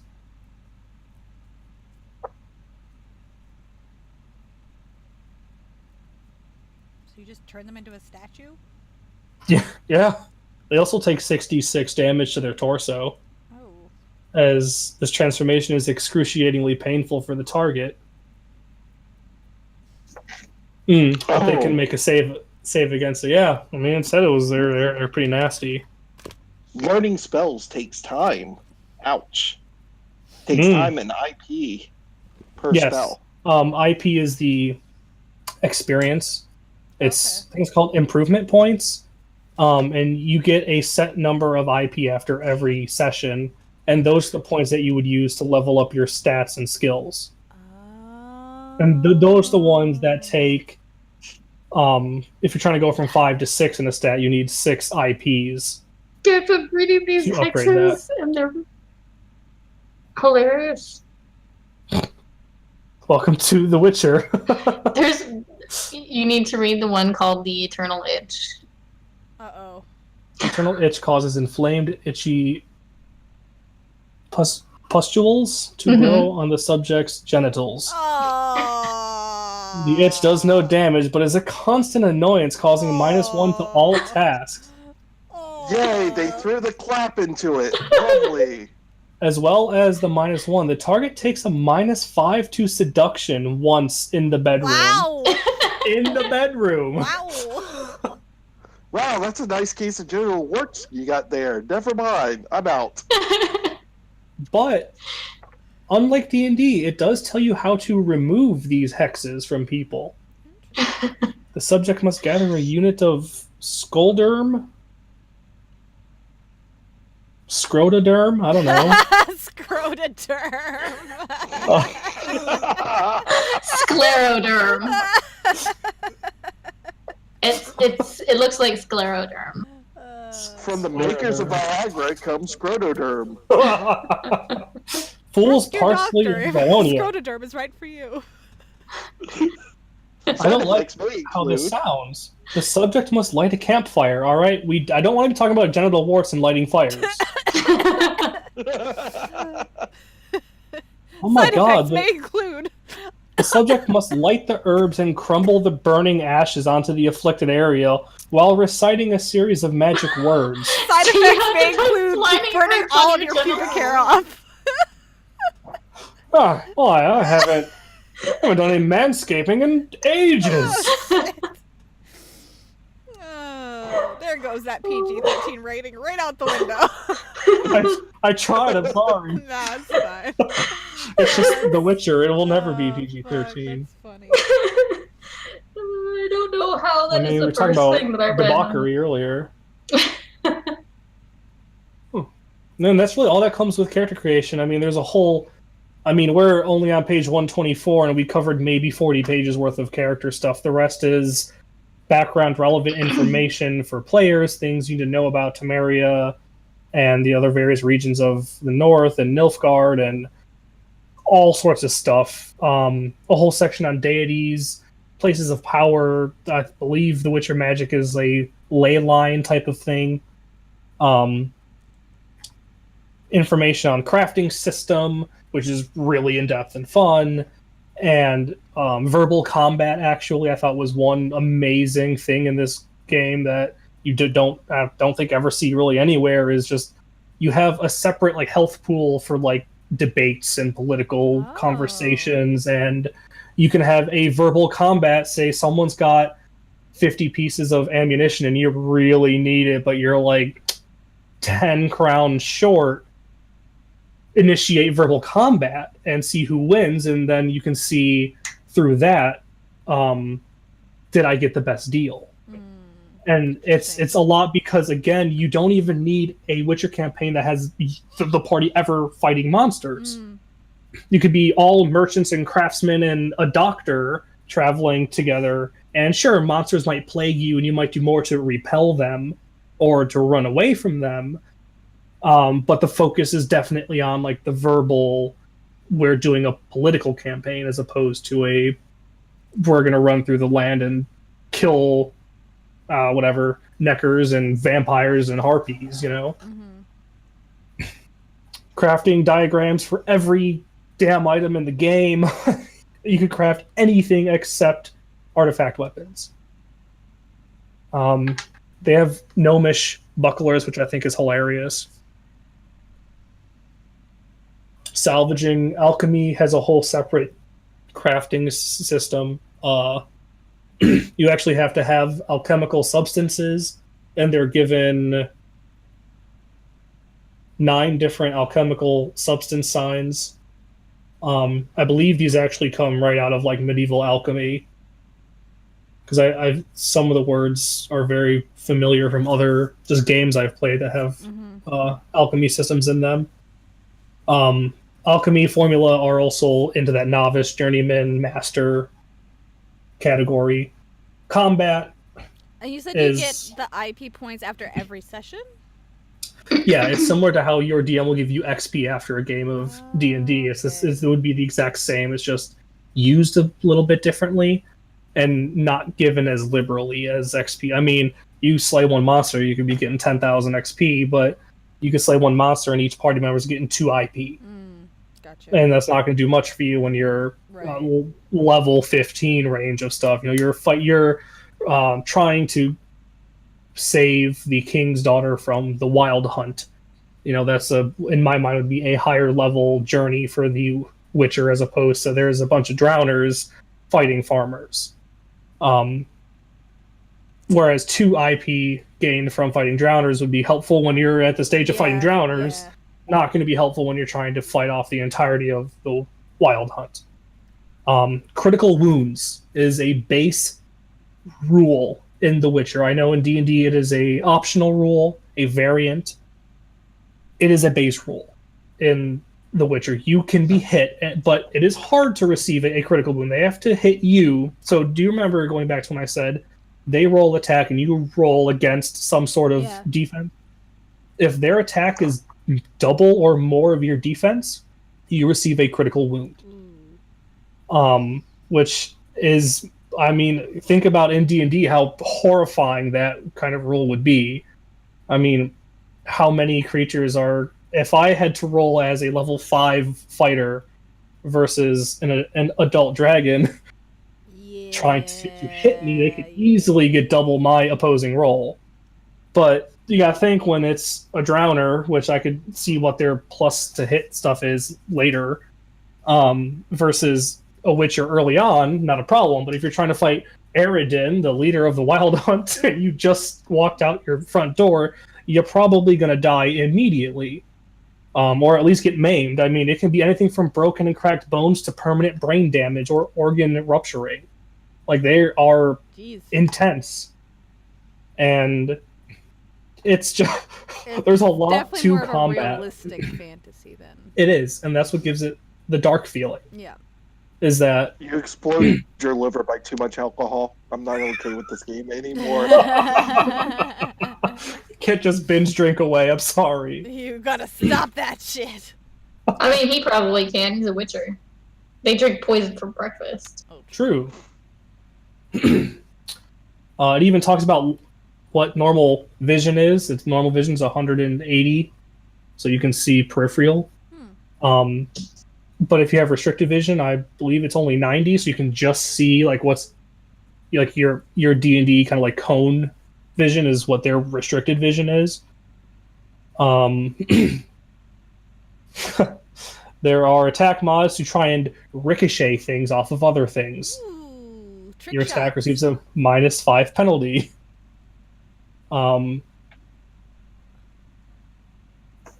Combat actions: attack, initiate verbal combat, cast magic, use a skill to do something, run. Which is not the same. It would be like dashing. Pick up or draw an item or weapon, actively dodge. That gives them a -2 penalty to anyone trying to strike you. I thought you were going to say actively die. I'm like, me. I just lay on the ground and Necker, eat me. Actively die. Please, fiend, rip apart my leg. You can aim. You can spend 1 action to aim. You raise your range attack by +1. You can do it for up to 3 turns in a row, which I think is pretty cool. Take a recovery action. You gain back an amount of stamina equal to your recovery stat, which is, again, more numbers and stuff. more of the fine details of it. You can actually hit, when you roll your d10 to hit something, the dice roll determines where you hit that creature. Oh. So if you roll a 1, you hit the creature in the head. And you do 3 times damage. Oh, interesting. If you roll the 2 to 4, you hit them in the torso, and that's just 1 times damage. The right limb, left limb, and special, which I don't know, their big toe maybe, is all half. is all half. Like half damage? Yeah. But you can also, if you try to hit them somewhere, you receive a penalty to your roll. So you can aim for the head, but you have a -6 penalty to your roll. Which, again, it's like how many times in D&D you're like, can I just cut off his hand? Like, well, this one, you're rolling against the right limb, you critically wound them. You can either roll or, if you're trying to do that, the DM can say, yeah, you lop off their arm. Hard for that drowner to swing at you twice when they only got 1 arm, Yeah. Ramming size modifiers. Okay. If you're trying to just knock someone over. It talks about ambushes, damage, fast strikes versus strong strikes, which I've never even read through. Hit location. Just all sorts of madness in this that is interesting, potentially not useful. If I ran a game, like the first game I ever ran of this personally, I would ignore all these specific rules and just kind of get the general feel of the game. Especially for new players, I think, because I think it would be a little overwhelming. Like, even 5e is simplified in terms of like other generations of the game, but it's still easier to kind of simplify things for new players. Yeah, it 100% is, and this is the opposite. This is not an easy system, but you can make it easy. Just like how 5e, you can make this complicated. Yeah, exactly. Most people don't. There are rules for human shields. The first sentence of this section is, we all knew it would come to this. Very good. You can use human shields as cover. Living or non-living? Or yes. does it specify? Yes. Just yes. Effects. So bombs, traps, spells, and some conventional weapons can all inflict extra unpleasant effects, such as fire, stun, poison, bleed, hallucination, intoxication, suffocation. Wow, all those are in a row.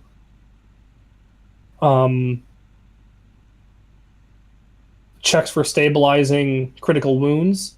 Regular wounds don't need to be stabilized, but if you receive one of those critical wounds, they have to be stabilized, or you die, or there's a much higher chance of you dying. The doctors, their class, I believe one of their things is Healing Tent, and you can actually think it gives you a bonus to your stabilization check made on someone, which is very nice. And that this all shows how even if you have 3 Witchers that are just cutting everything down, they're just badass and they're beating everybody, but one of them gets 1 critical wound, and you ain't got a doctor. Now, in the book, this acts as not only a player's handbook, but a DMG and a monster manual all in one. Jeez. It does caution DMs that say, hey, look, your party should never be more than a day's walk away from a doctor if they don't have a doctor. Now, it could be some weird kind of witch in the woods doctor, that's fine, but don't, unless they are willing and knowingly going out of that range, do not put them out like that. I am still a little torn. I'm not 100% decided, because I did originally want to play doctor. And yes. I wanted to play the herbalist, and I did not realize I had to be a doctor to be an herbalist. So, we'll see. Well, to be an herbalist with all those special skills, yes. Yeah. To be someone who's knowledgeable in herbs and alchemy, by no means. Yeah. You have to be the doctor. It's just you get bonuses. Right, you get all sorts of fun stuff for picking that class. And I still get to be a healer. Mm-hmm. So, which is very you. Yeah. Healer more in the sense of post-combat or kind of patchwork during combat. Yeah. Because for people that are unfamiliar, in The Witcher, not necessarily the video game, although that's kind of where the games take breaks, Right. Is where this happens. In the books, there's a lot of time of Geralt gets one job done, gets demolished, but lives, and spends 5 weeks doing nothing but recovering in some temple. Like, there's a lot of downtime of the adventurer just recovering, which is how the Witcher world is. Again, you're not getting the god sword, you're not divinely told to take this mighty artifact and kill demons. You're just a guy doing a job. Or you're just a person that said, hey, look, I have a certain set of skills, and the circumstance of my starting this adventure, I want to help these people, or I make a lot of money doing this. I mean, I travel town to town, and all the other idiots that are getting eaten by drowners are coming to me for help. Because it's dark fantasy, another warning they give is that people shouldn't expect a moral compass. They shouldn't expect wanting to help people just for the sake of helping. Almost everything in The Witcher is you get something out of it. That's not to say players can't play the moral compass character. That's just saying that, hey, look, the universe is designed in such a way that the common person is not interested in helping other people. They're interested in saving their own life because there's real monsters outside. And I guess that would apply to like NPCs in the world as well. Like they're Exactly. not inclined to help the party just because. Or the NPCs don't expect party members to just help them. Exactly. I mean, every NPC will have something. Now, it is very not likely to be a lot of money because it's very true to the Witcher world and other platforms. Money is pretty hard to come by. That's why the crafter is so valuable. Crafting skill is so good because you found 10 crowns in between point A and point B of your 9-session event, but your crafter is making these things for like half the cost of what you're buying them for, or making other things and selling them, and you're buying the ammunition or the repairs or whatever it is you have to buy elsewhere. So like there's a lot of parts. That's why like just in the character creation, some things might seem more mundane, not as useful, but when applied to the whole system, every piece has a place. Yeah. And just like in D&D, I mean, I made Jeeves as a not combat focused character. He was all support spells. He never sought greater power. He was barely past bard school. Adventured around just for the sake of having a fun time and continued his craft elsewhere. He might fit really well in this system, not personality-wise necessarily, but the idea of just taking a character, making them support a group of people instead of being out there killing a bunch of drowners, or, you know, the drowners just kind of like the most basic creature in The Witcher. You find them everywhere. You can do things. I'm trying to find, there's a section that outlines like you can pin somebody as a combat action. So if you're a crafter that's really strong but not good at fighting, you can pin something to a wall. The Witcher comes in and kills it. So you can help your party in those senses as well as instead of, it's almost like Team the combo. help action. Yeah. Right. The help action is just, and I know if Elliot's watching, it's his favorite thing ever because there's no justification required for anything at any given moment. But this is, hey, look, I'm going to help them in combat by I'm going to physically pin this creature to the wall. That way, the people that are good at actually killing stuff, I mean, I'm strong and I can hold someone down, but I'm not killing anybody. Can do that. Everyone can be a mage slayer in this system. Demeridium is the element used to nullify mage's magic. And I believe it works for priests as well. I'm not sure, though. It might just be mages. I think it is just mages, is it like actually. A kryptonite type thing? Basically, Witchers can actually make demeridium bombs. Ooh. And it doesn't, like, instantly kill a mage. It just kind of cuts them off from using magic. Yeah. Exactly. Yeah. They cannot use magic. Look at you with your 2 on your body. No. Let's just go ahead and take away your magic. Yeah. They have rules for mounted combat, which is interesting. Remaining control of your mount. There's a whole roll on it. what happens when you lose control of your mount, personal and mount results. A lot of rolling tables in this system, as I think everyone has been present today has seen. Yeah, exactly. There is actually a section on example combat, which is really nice to kind of get everyone on the same page with stuff. I can send this to all of you guys individually, kind of the example combat stuff. It explains healing, how all that works. Everything is explained. It's not... You're not going to need an errata for this book, I don't think, to clarify things later. Everything is pretty... I would even say overly explained, because there's a lot of sidebars and a lot of small little paragraphs, and it talks about adrenaline dice. I mean, what the hell are adrenaline dice? It's a new word. It's a new concept that I just happened upon on page 175. I mean, like, it has not been discussed anywhere else. And page 176 has verbal combat, which is your will stat plus your intelligence stat divided by 2 and then multiplied by 5. Oh my god. Again, there's a lot of these stats, but once you calculate your resolve once until you increase your will or intelligence, you just know your resolve never changes. Yeah. So I believe it's rounded down, or just rounded to the nearest number. So if you get a 10.4, it's a 10. If you get a 10.5, it's an 11. Gotcha. You have empathetic attacks from your empathy stat. You can persuade, appeal, befriend, or seduce. Antagonistic attacks that will come from your deceit, social etiquette, and intimidation. Social etiquette, ridicule, yes, veneer, and Jeeves. Defenses to these: you can ignore people, counter argue, change the subject, or disengage. That's Veneer's specialty. Ignore and disengage. There it is.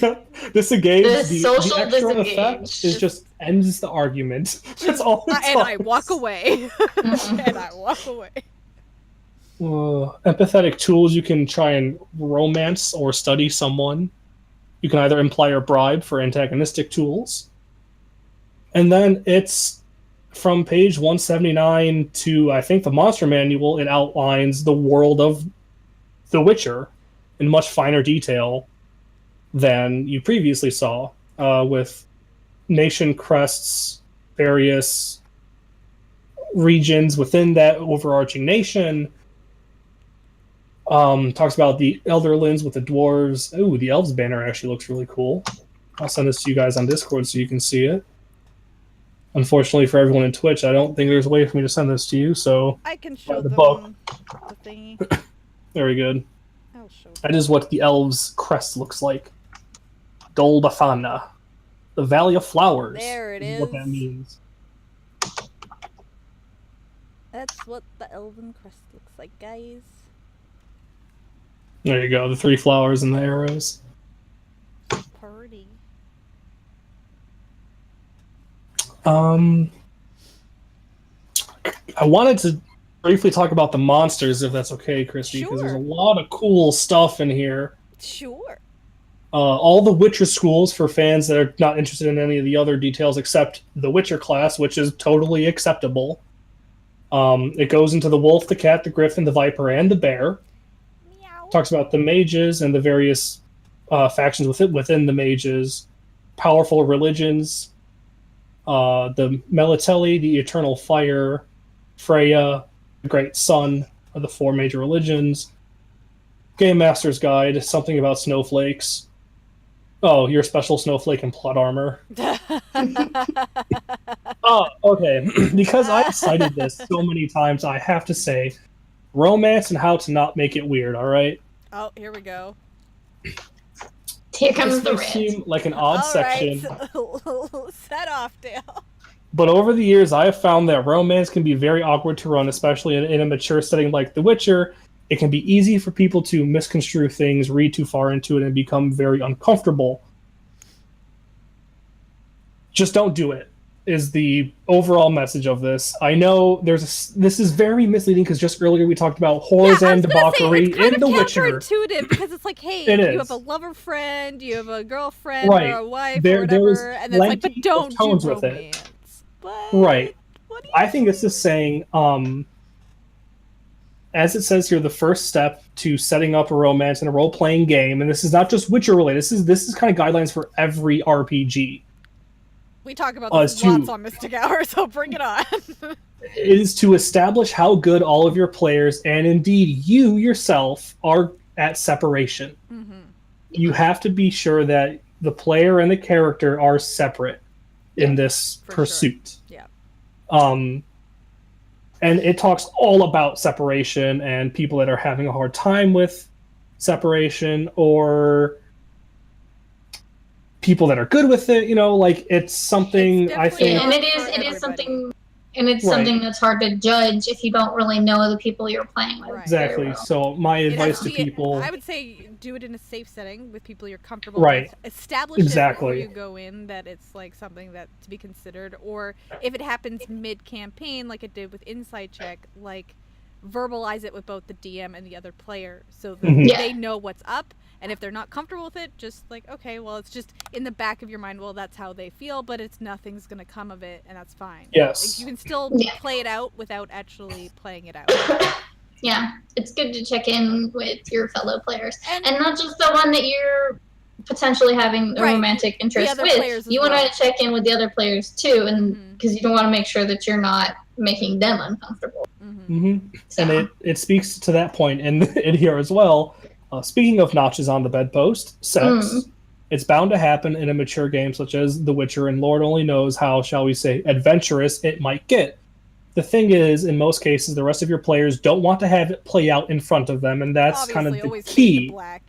Is that saying, hey, look, I am going to bring this to this woman, and we are going to fade to the ocean waves, all right? Yeah. The motion of the ocean is all that's happening here. Done, end of story. People might be like, oh, we didn't have to, but most people aren't going to be like, ugh, if you do that. But if you're like, I'm going to do X, Y, and Z, and I'm going to put X appendage in Y orifice, then there is a problem. If that's the sort of RPG that you've agreed on going into it, that's one thing. Is okay with that, but if one person feels uncomfortable, that can't happen. No, yeah, totally. And that's all this is saying is, hey, look, we don't care what you 6 people do, and you 6 people, and you 4 people, and you 10 people do for your game. I mean, but what if we're telling you as the way to get rid of one person. Hey, again, you can use your verbal combat and seduce the shit out of somebody. All right, that is fine. You can hex them with genital warts. Okay, that's okay. Yes. But to describe a X-rated scene to a group of people I was just being... I have very rarely been around anyone who would be comfortable with that sort of scenario. I lost my Jeeves D10 just now. In a game setting. Now, I've known people who are cool with it, like, outside of game.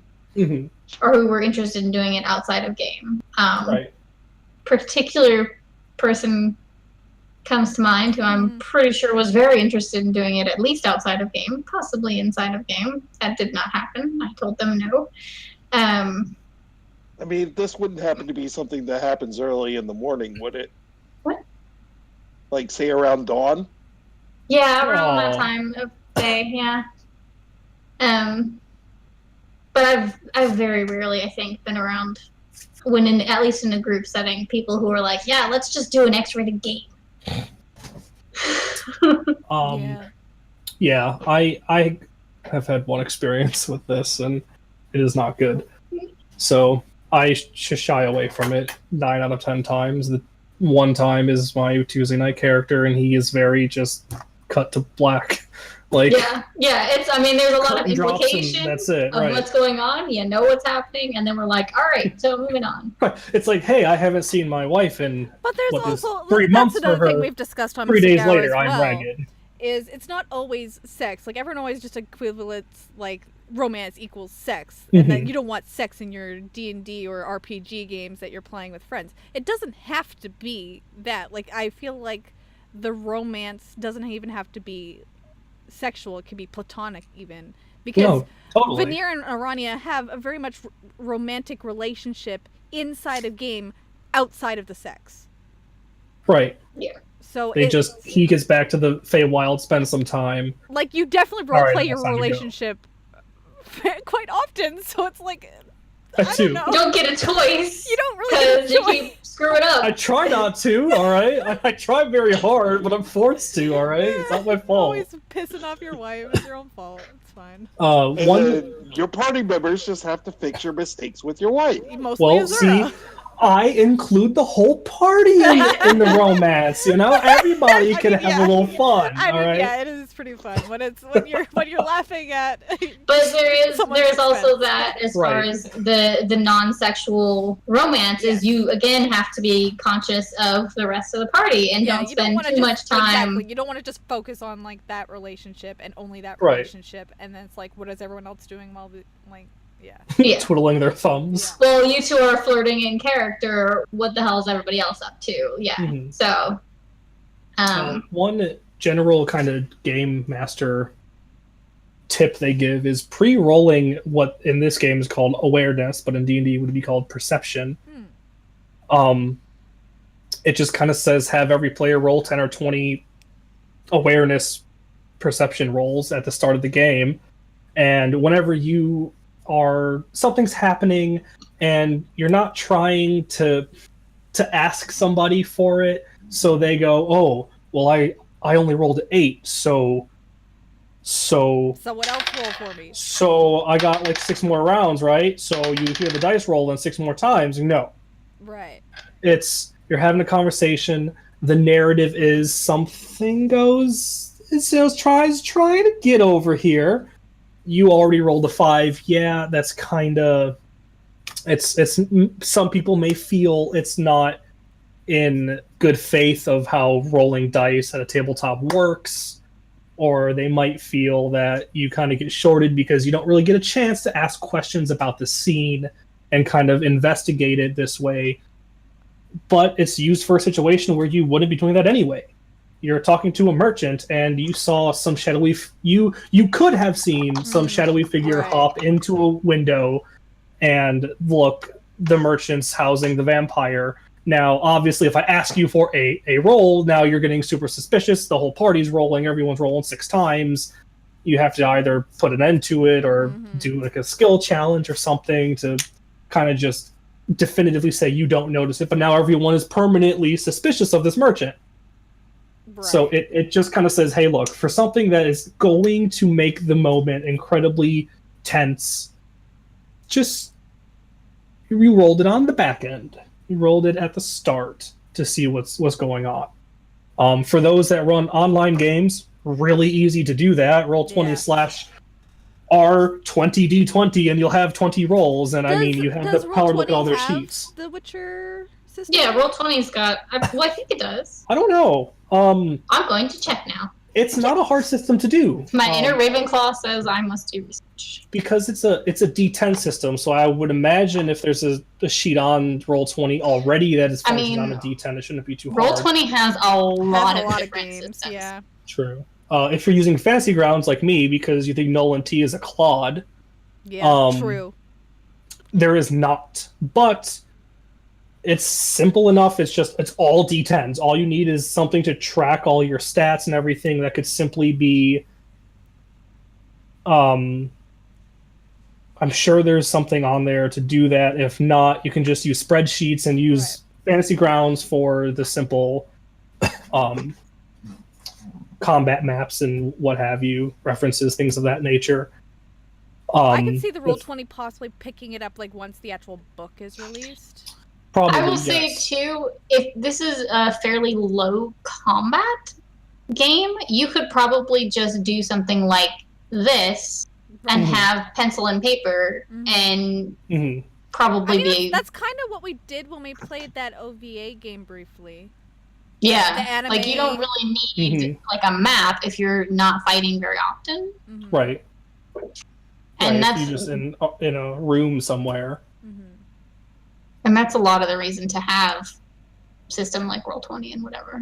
Yeah, Roll20 is fun, but I feel like as I start playing more and more D&D games, like, I do enjoy Theater of the Mind. It just moves faster, at least for streaming games. Like, when you're not streaming, it doesn't matter. You can take as long as you need, unless you have to wake up for work in the morning. But Theater of the Mind, I feel, works well anyway.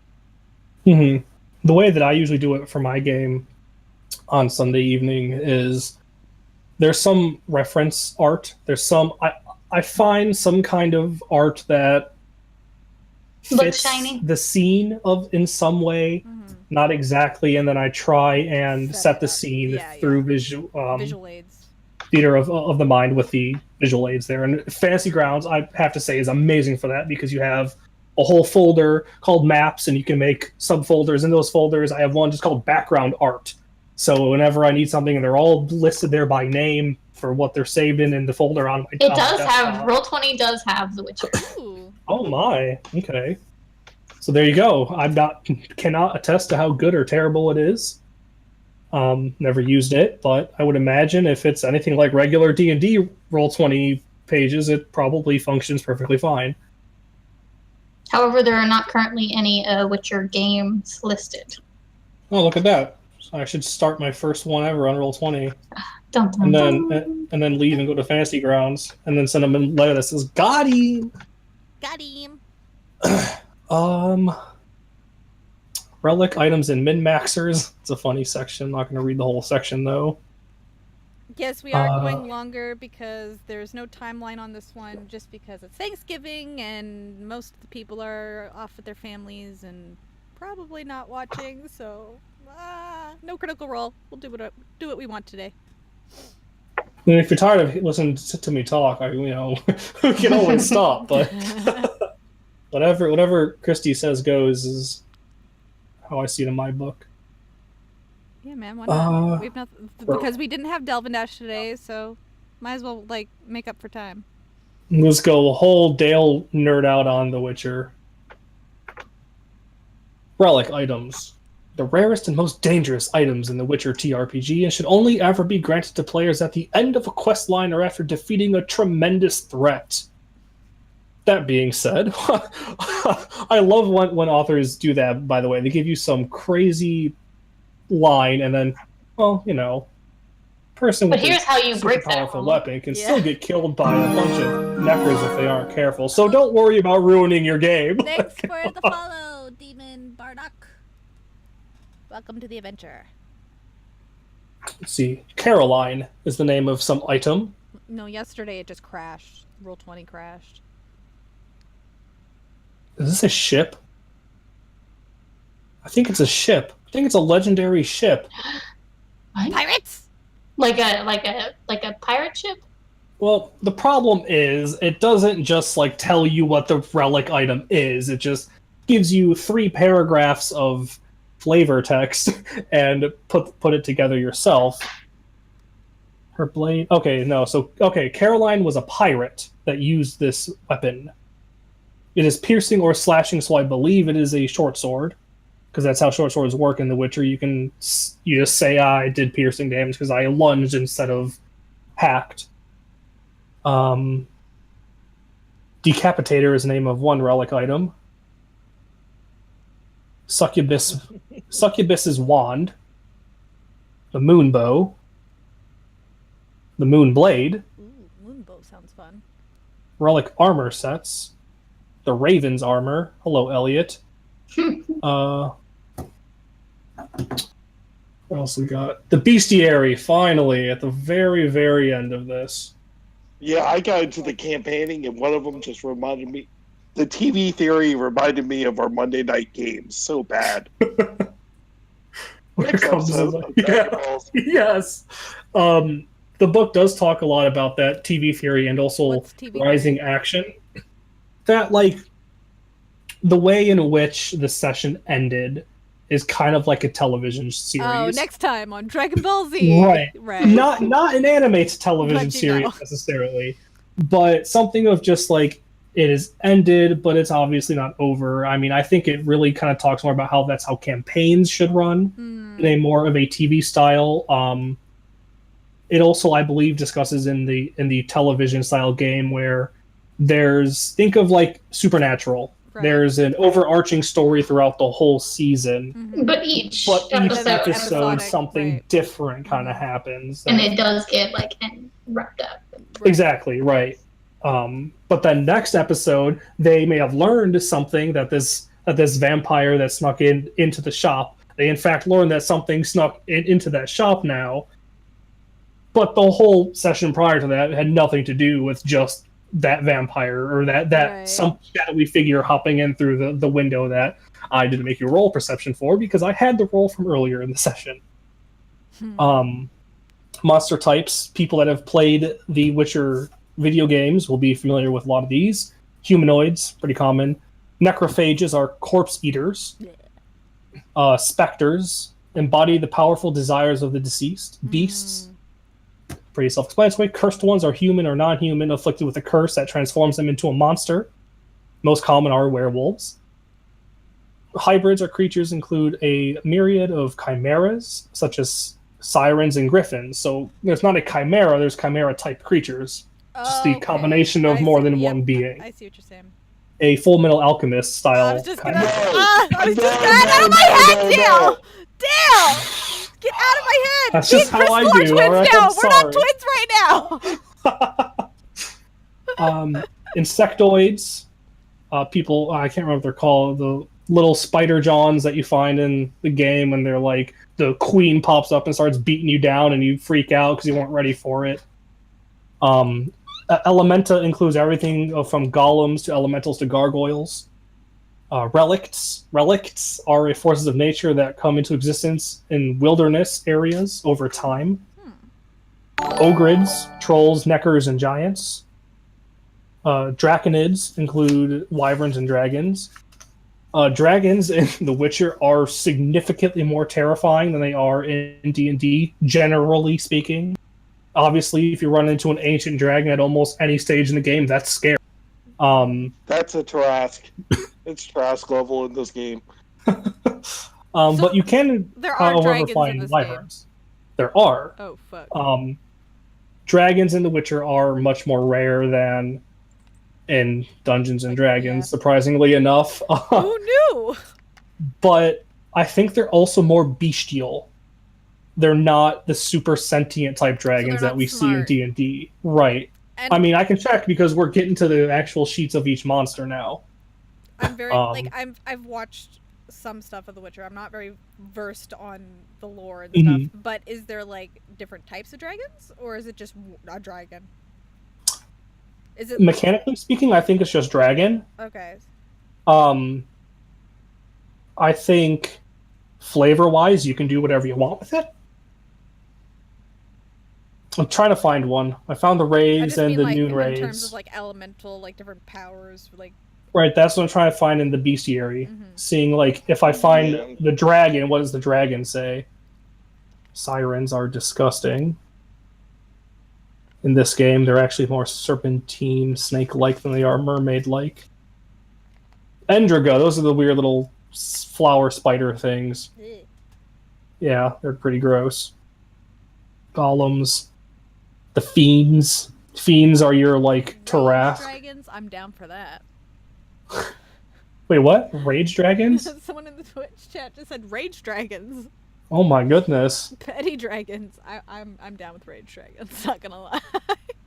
Rock trolls. I love rock trolls Oh, in the game God. just because you find them and they're just like lumbering, just oafs. They're just doing something, and they're like looting and pillaging a cart. And like because you're Geralt and you have those dull emotions that we talked about way at the beginning of all this, you just kind of walk up and you're like, "What are you doing?"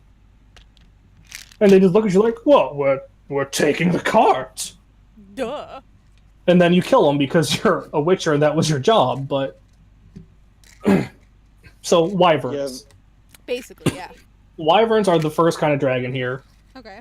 They're the only What's- ones I think most, but What's interesting about the wyverns, or about all monsters listed in The Witcher here, there are two separate monster knowledge stats. There's commoner superstition, which is just which is a general education roll. Then there's the Witcher knowledge, which obviously requires a Witcher training roll. Commoner superstition is the things that I want to try and emulate into a D&D game. Something that, like, what does my character know about dragon wormlings? You could sell, well, they have 4 legs. This one is like someone having a conversation. It's like, hell, folks don't see them much, so folk don't talk about them much. Like, that's what commoners know. Wyverns are like the lesser cousins of dragons, and they hunt virgin maidens, is the commoner superstition of wyverns. So The Witcher, one of the sections earlier in like the Dungeon Master's bundle of info is nothing is ever as it seems, and any fan of the series will know that. I think one was I was playing the Witcher 3. I had the option to save a bunch of children or let this tree god thing eat them. And I saved them, and the tree god thing went on a rampage to 3 other various towns, and more people died because of it. And then my next playthrough, I let them just eat the children, and that was that. Like, nothing is ever as it seems in the Witcher world, and that's why I like how the commoner superstition will give you something like wyverns are hunting virgin maidens. Like, that might not at all be true, and it'll actually tell you in the Witcher knowledge the actual factual details of this creature. Wyverns are draconids in the same family as dragons, but far from being dragons. They are violent primal beasts that stalk high mountain areas and hunt people, mostly when they happen upon them. Right there in the Witcher training section, you see that they are not hunting virgin maidens. That's just a commoner superstition. They are, in fact, just whoever happens to be there is what they're eating. Vampires are really cool in The Witcher because the katakans, the vampire, the most common form of vampire, are very quick and agile, but they're also very bestial-like. There's not a lot of person to it. It'd be like vampire spawn. Like, yeah, they used to be a person. Like, a zombie used to be a person, but they're not really anymore. And I don't think they actually give anything up on dragons itself, mostly because I believe this is modeled after The Witcher 3 specifically. Okay. And I don't believe there was a dragon in The Witcher 3 at all. I think in 2 there was one. It might have been 3. There might have been one in Witcher 3. Because I remember laying siege to a castle, and you had to just fend it off. Like, they're so scary that, like, Geralt doesn't even fight them. He just repels them because that's significantly safer. Again, Geralt is one person with a bunch of guards at his side, as opposed to a party of 5 adventurers that would be as if Geralt, Dandelion, Zoltan, and Triss were all traveling the country together. That would be much more effective. But even if that group is there, I mean, more often than not, they're circumventing problems as opposed to just bum rushing into them, swords drawn, booting people down. And then it comes with the convenient little one-shot for everyone to play. Ooh, which we'll probably be playing soon-ish. We'll let you know a date when that's decided. Just let me know and give me more than just an hour of notice, because there's a lot of rules I still don't quite understand, like spell casting and whatnot. We will discuss that off stream and pick a date. Now, something I guess I will tell viewers and listeners alike. Again, The Witcher is dark fantasy. Okay? And I cannot stress this enough. I cannot help you if you're not going to listen to this statement. It is dark fantasy. I'm not saying there's going to be rape and pillage and I'm like romance. I'm not going to draw the scene out. But if a group of neckers are eating a preschool full of children, that's what's happening. I'm sorry. That's The Witcher. The Witcher is not a place for lingering on feelings. Obviously, if something comes up, and I like to think I don't take things very far. I mean, I straight up tortured Krystal and Brian at one point in one of my games, and that was only problematic because it came by complete surprise. Yeah. They were not ready for it. There was no indication it was going to happen. And it wasn't with the tone of the game previously. Right. It was Everything not took indicated. a very Witcher turn all of a sudden, whereas this is how it's going to start. Freaking Book of Shadows. I make no claims to starting a whole campaign on this, but if I ever did, and if Kristy ever shared with everyone here, and you guys were interested, that is how it would be. It would be dark. I think the Witcher universe fits my personal DMing style very, very well. It's something I actually want to try, but if anyone ever listens to it or finds a game, do not be surprised if some kids are being beheaded by monsters.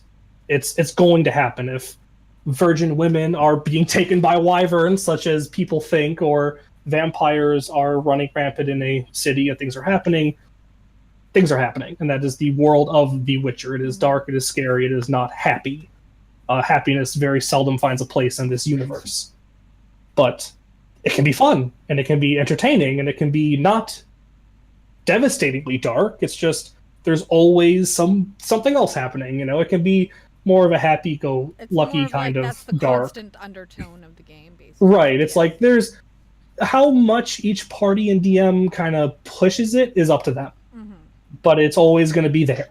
The background for everything that to both players and your DM, what you're comfortable with, what you expect from the players, what you each expect from the game, even as a DM, what you expect from your own game. So I think that's fair, and not every game and not every DM is for every person.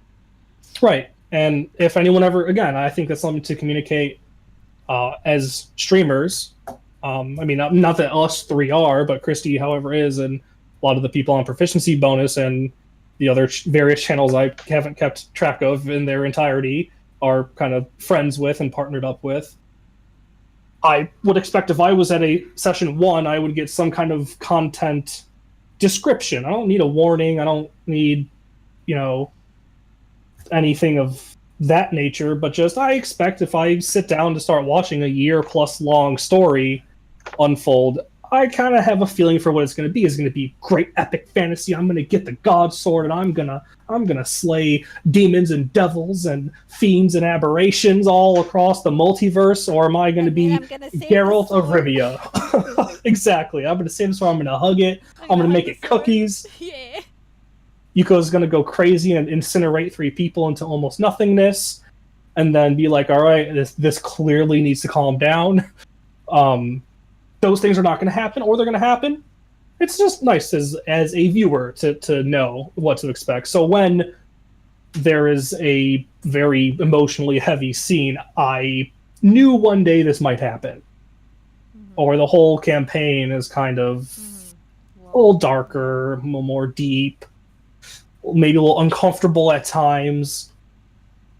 But yeah, that's what I have to say about The Witcher. It's not for everyone, but it's definitely for, I think, these group of crazy individuals I'm here with. Little bit. We love you.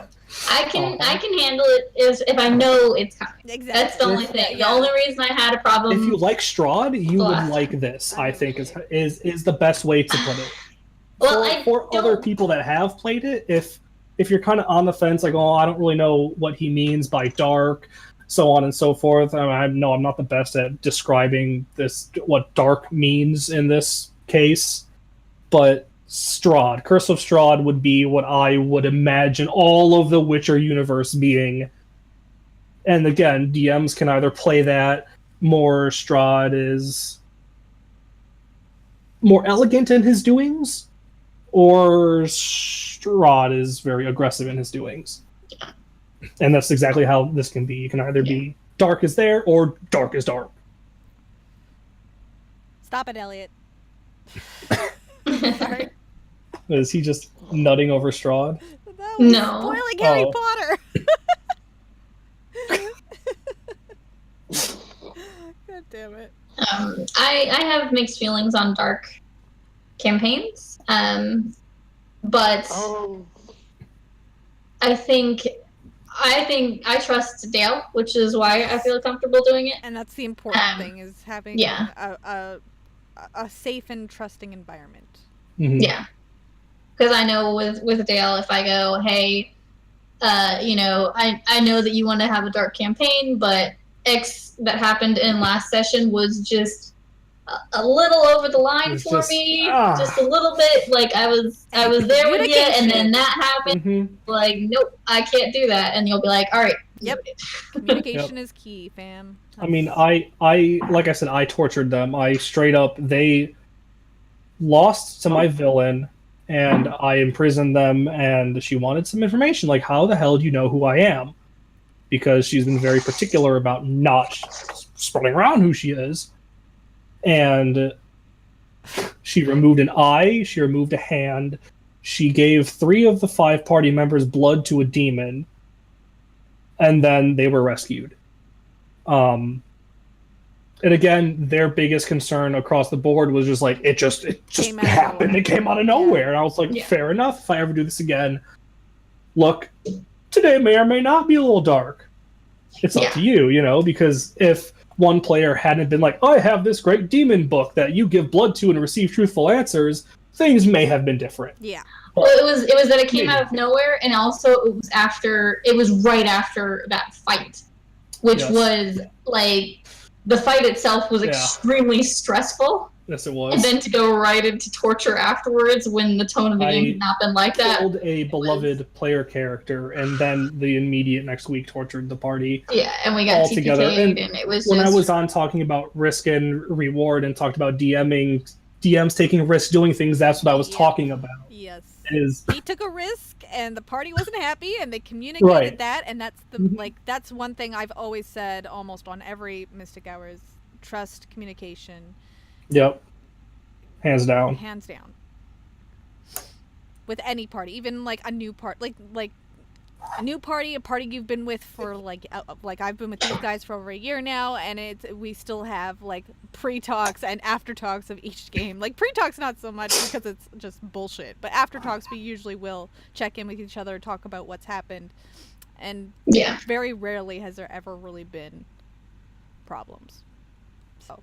Yeah, and I do think that like that particular situation after that whole scenario did help with that trust building, because I was freaking out and I went to you I think it took me a full day of just anxiety, and I was not in any place to talk to anyone. But then I came to you and I was like, I don't like how this went down, and you were like, just trust me, it's gonna be okay.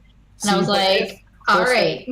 On the flip side of this coin, if the DM never takes that risk, you may never know what your party is okay with. Yeah.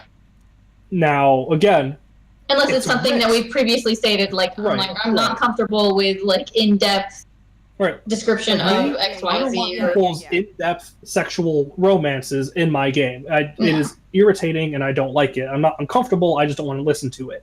Yeah. And as long as you don't do that, I'm fine. And I expect I'm pretty sure every single player has at least one thing that they just don't care for in a game. And it doesn't have to be you're offended or upset. You just don't want it in the game. Yeah. And like Kristy is saying, everyone's saying, just communicate that. Yeah, and usually D&D or tabletop RPGs or RPGs in general are a form of escape for most people. So if they don't want that form in their... They don't want that same life trauma in their fantasy setting that they're trying to escape this issue. I'm not here for that. Yeah, and it's totally valid.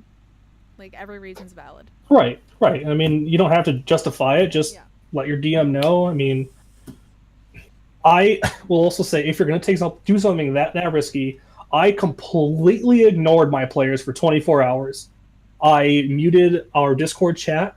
If they sent me private message, I did not respond. I gave them 24 hours to just let it sink in, to take a breath, to yell at a wall, to collect their thoughts and present to me something solid. Don't come to me and start yelling and saying things that you might regret saying later. Right. Give yourself a day. DMs as well, because someone starts saying, "Oh, you piece of trash! You did this, that, and I hate you, and your mother's a squirrel, and your father smells like elderberries." You know what I'm saying? Like, if you're gonna come out with some roasting, especially someone like me, is gonna roast you back. You need to calm down, especially that tender.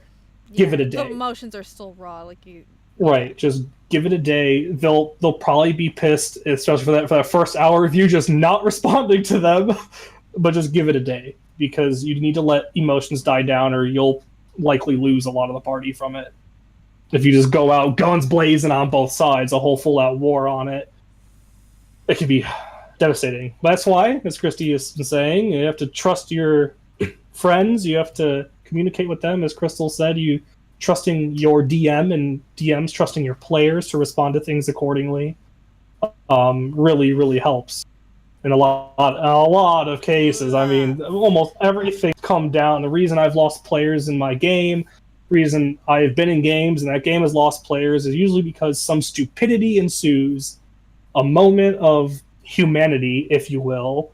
People make mistakes, people do things that are not agreeable all the time, and they just disappear with it. Like, it's just, they just do not communicate it, and it's just lingers and it festers, and then they do something else and you're even more pissed off because they didn't even say nothing about the last time. They just let a whole bunch of civilians to die in your D&D game, and your character is pissed, and then they ditched you in a big important boss battle, and now you're like, I wonder what you're talking about. What the hell was wrong with these people? I changed my character twice for you. Yeah. Like, get out of here. Like, if you let these things just fester into hatred and anger, it's gonna ruin your game. Yeah, for sure. So just give it a day. Don't come out guns blazing, like I said. Just give it a day. And I mean, to be fair, in that situation, we did communicate with them that there was a problem. Yes, They in that just situation, we really did. But at least you try, and that's the important Right. thing. Like, if you try and it's just not working, leave the game.